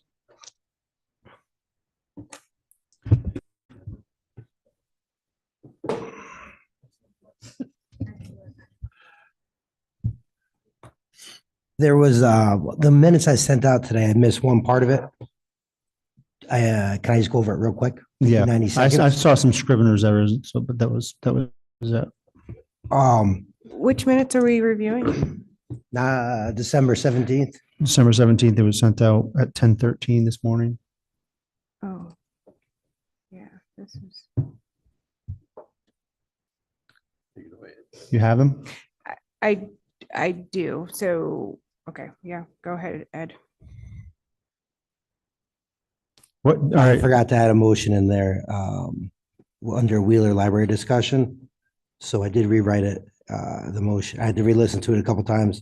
And it was a motion made by Mike and seconded by Dan, to move the question to approve up to $1 million for renovations for the Wheeler Library from the town by various methods to be determined, to go back to the Board of Selectmen, to call a town hearing, with us, the Board of Selectmen, and the Wheeler Library Board of Directors. I forgot to put that motion in. It's not in the version we have. It is, no, so I wrote this up, but I'm gonna add that in. I guess. We can We probably prove can't it with approve that them yet. edit. So we'd have to Fine with approve them at it. the next meeting. Yeah. yeah, let's do that. Yeah, that's That's easy. that's a big one. And also it's close enough. It's not like something from June where we have. to- Right, Yeah. right. Antoinette's like, guys, where is it? No, we have. I we have said, time. Ed, I set a good precedent, like, you're good. Yeah. You've got like 5 more months. So I just want to add that I now have my laptop with me as well, so I can document every time when I go back, when we're talking about stuff, so I can go back into the YouTube video and know exactly where to go. Learning curve.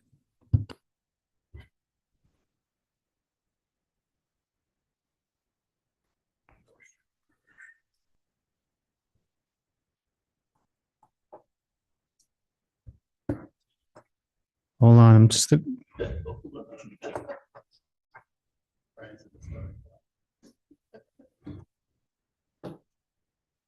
Yeah, if I have additional scrivener stuff, I'll let you know, Ed. We can move on. It's tabled to the next meeting. Public comment.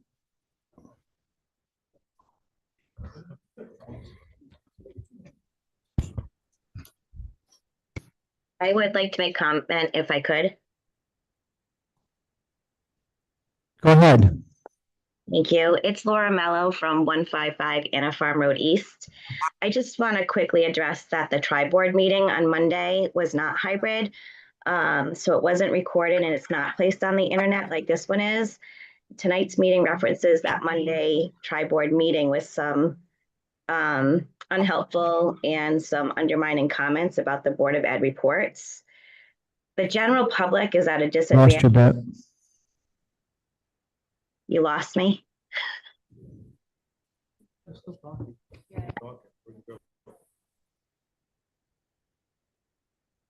Laura, hold on, because we're not hearing you right now.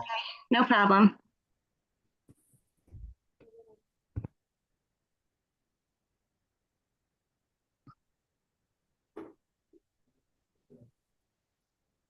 Mute.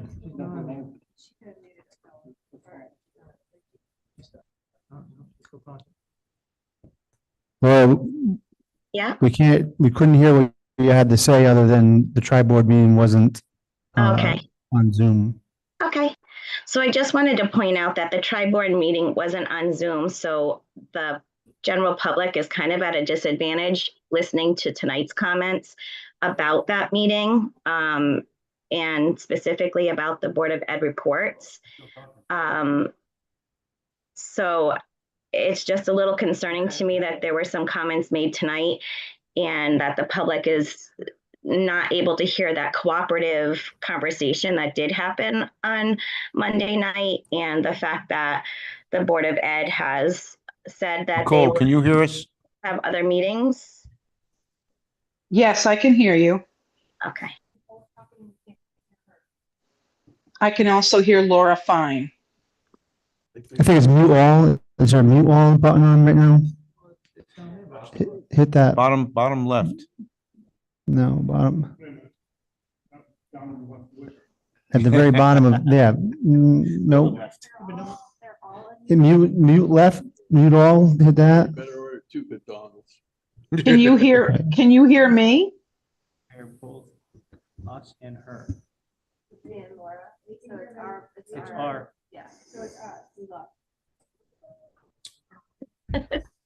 Winona, tap the box in front of you, the red box.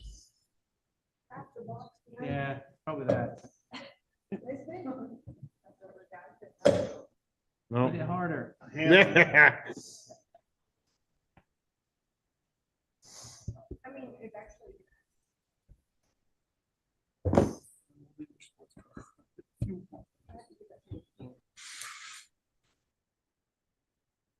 She's still talking.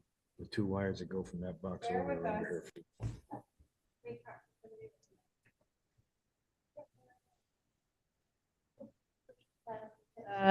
Let's see.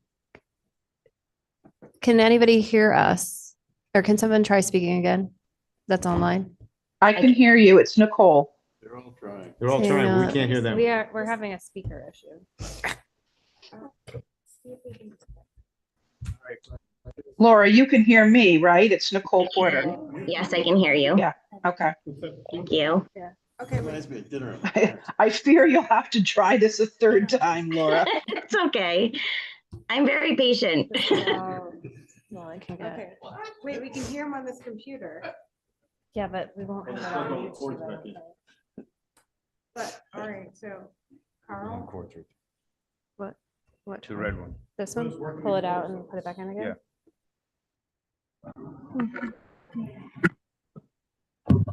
Hold on, let me change. What's the USB audio? Break out the old mic. Can't tell. Yeah. You're right. Hey. Yeah, This Navy is would the never Ethernet. allow wireless. All wire. Navy would never allow wireless. No, right? That's secure enough. Two wires on.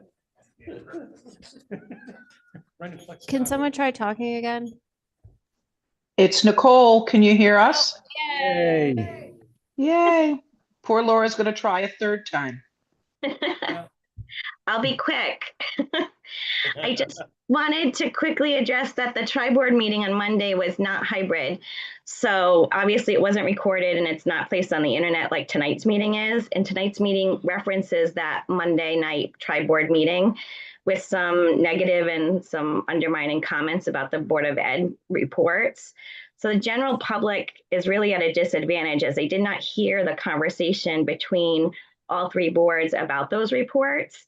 And, you know, I felt that that conversation was very cooperative and that there was going to be more discussion on those reports. So I just wanted to point that out, that tonight too, when those comments were made, you all were muted after that. So no one heard any of the other discussion about that meeting. So I just wanted to point that out, that I felt that it can really hurt public trust. And part of it was not appropriate, or it was a little out of line. So if there was discussion after that, great. I didn't hear it because you guys were muted, but I just wanted to point that out. Thank you.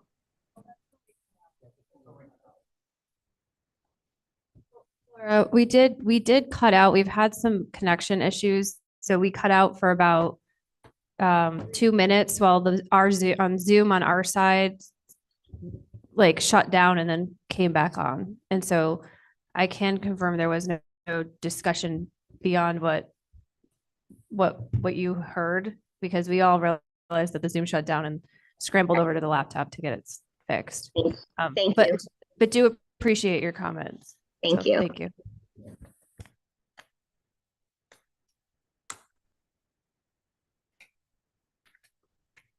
Sean? Oh, Nicole. Go ahead, Nicole. Hi, guys. Just two quick comments. One, just, I don't know if it is the internet connection, but just make sure when you are talking that you have unmuted yourself. You could definitely half hear some comments. So just remember to unmute yourself if you're talking. And then my only other comment, and I think in just kind of following your conversation about the hearing for the library, I think that you all settled on this, but it's going to be important to, because we're doing an Every Door Direct mailing, and we hope to get a really good amount of people out at that hearing, probably way more than we will when it ends up, or, you know, if it goes on to a town meeting. It'll be important to much information as possible. So I think that I heard you all say that you were going to be presenting options for financing, things like that. But we'll want to have all of our decks in a row when we go to that hearing. I don't disagree. Sean?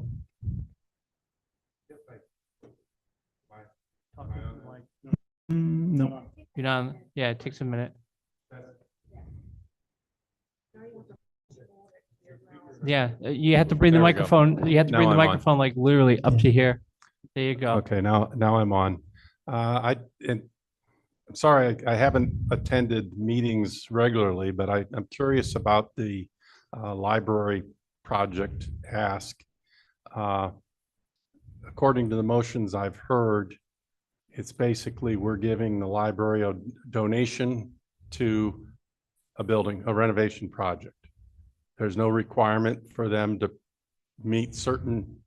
do certain parts of a project or any, I mean, so it's not being treated like we're giving them a grant and they have to fulfill certain aspects of the project. From my understanding, the state is requiring them. They proposed a project in front of the state saying, yep, this is good. This meets the requirements of that. And they submitted the project to us and the selectmen. They're required, the state's going to hold them accountable if they don't deliver on that. So you feel that those controls for the state's contribution are significant for the town's money that is separate? I mean, They're basically, it's a $4 million ask, a $4 million project. 2 million of which is based upon a state grant. 1 million that they've raised from endowment and from their fundraising, and then 1 million from the town. So there's basically there's only controls on $2 million of the project. About. They have to account for the whole project to the Yeah. state as far as what's been done in order to get their grant money, which I imagine would ostensibly be every penny that they've spent. Above the 2 million? No, every penny.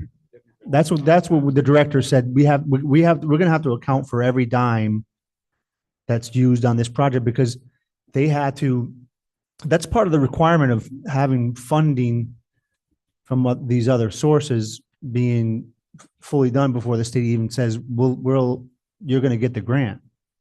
And even then, they don't get the money until, that's why their money and our money are kind of upfront as far as the project's concerned, because the state kind of pays in arrears.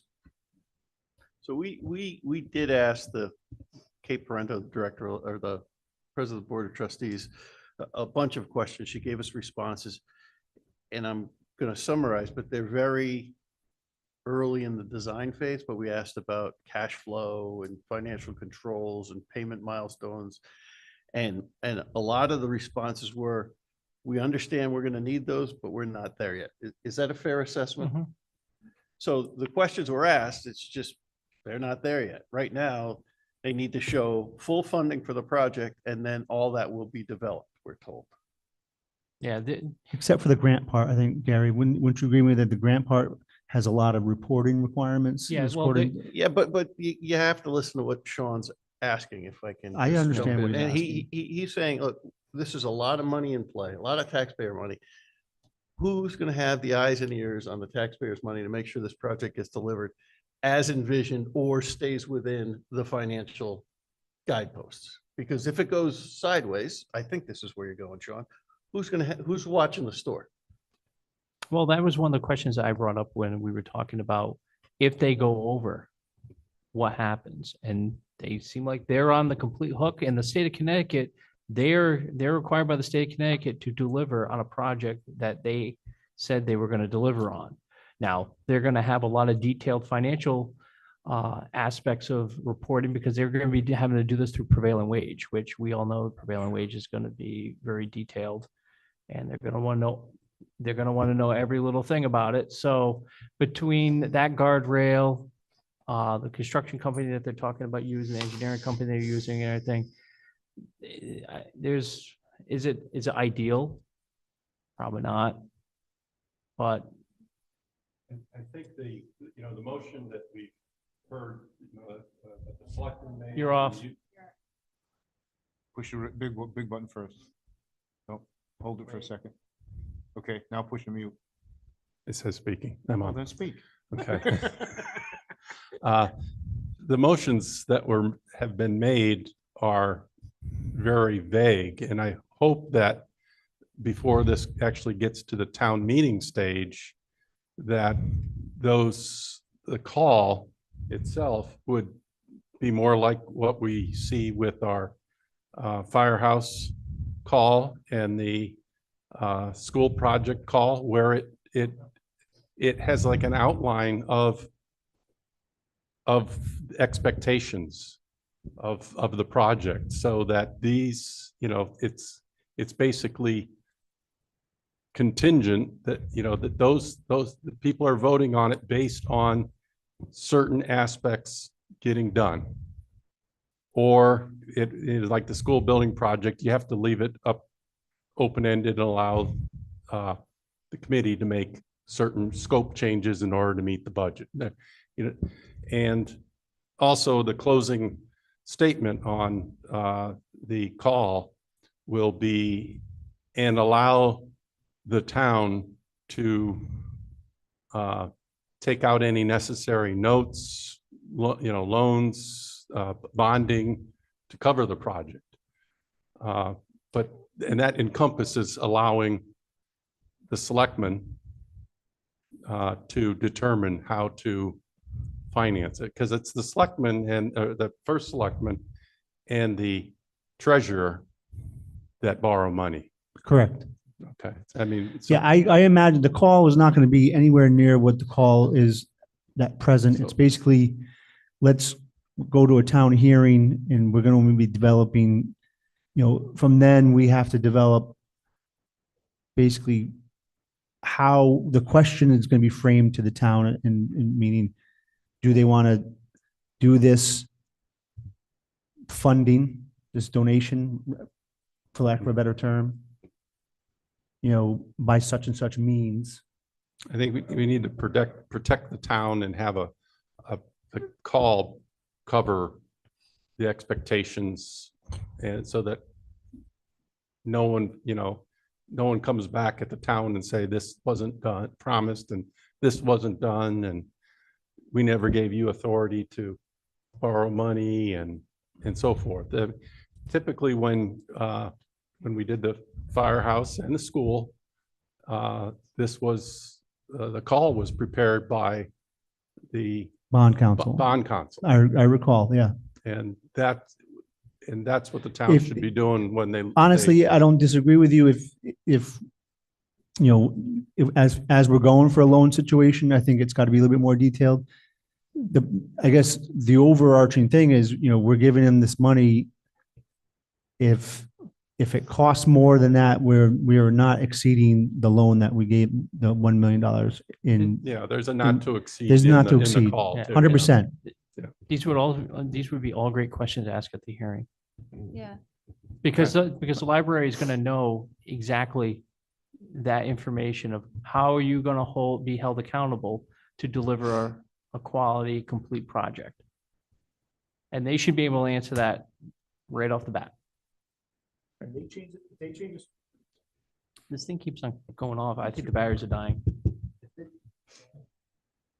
If they change the scope, which causes the project to be over $4 million, we don't have any obligation to give them any more money. Yeah. They said that up front, and we've asked them several times, what happens if there's overruns or what have you? What do you have a plan for that? And they do, and it's not to come back We have them on YouTube. to us. Can I just maybe offer a suggestion? Sure. I think it's easy enough to do a little side research and understand if the town has any flexibility to apply some conditions to the appropriation, and we could just discuss that as a topic at an upcoming meeting. I suppose we could, because we're giving them money, we can do it. Yeah, But we need to keep in mind, it's one of the sticking points of this whole thing. It's not our building. This is a donation. This is Yeah. different than the school or the firehouse. Those were ours. We were on the hook for anything that went over. This is a donation, separate company, different situation. Not that unsecured, not that we shouldn't be. I'm just saying we don't have to solve it now at Right. 9 o'clock. We can, Sean, can if talk you're about it looking some for more. me and everything, I would say if we end up doing this and everything, and they go over or they have an incomplete project, my conscience is clear. We provided what we would say we're going to provide. It's on them. Any other comment? Brian?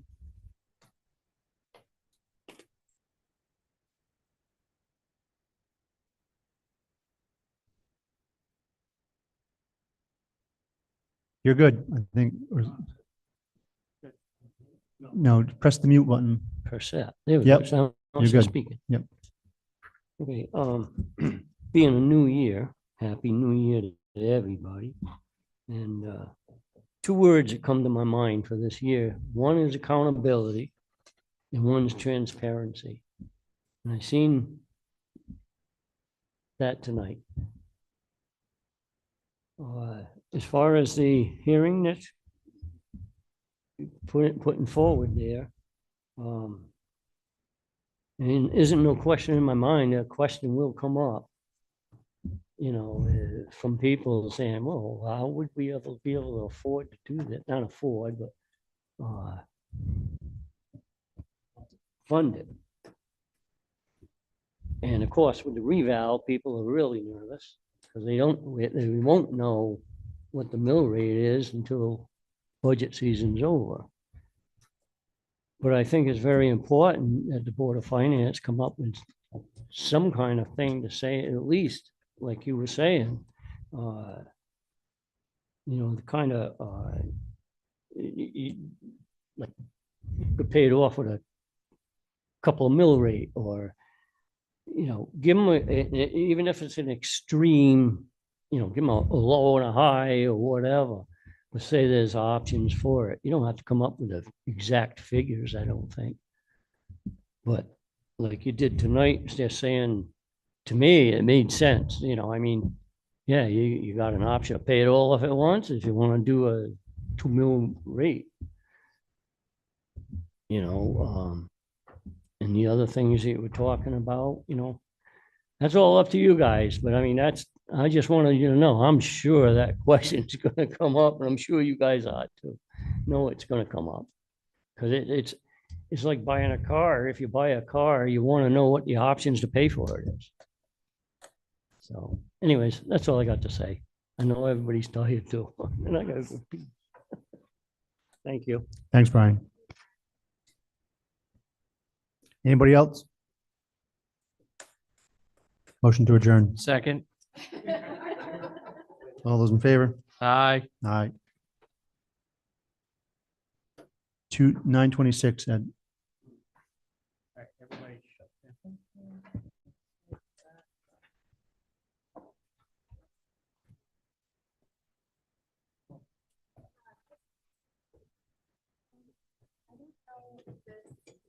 I don't know if that's working because I see Wi-Fi, so I gotta. end Yeah, this. so if you end that, and then we can text it.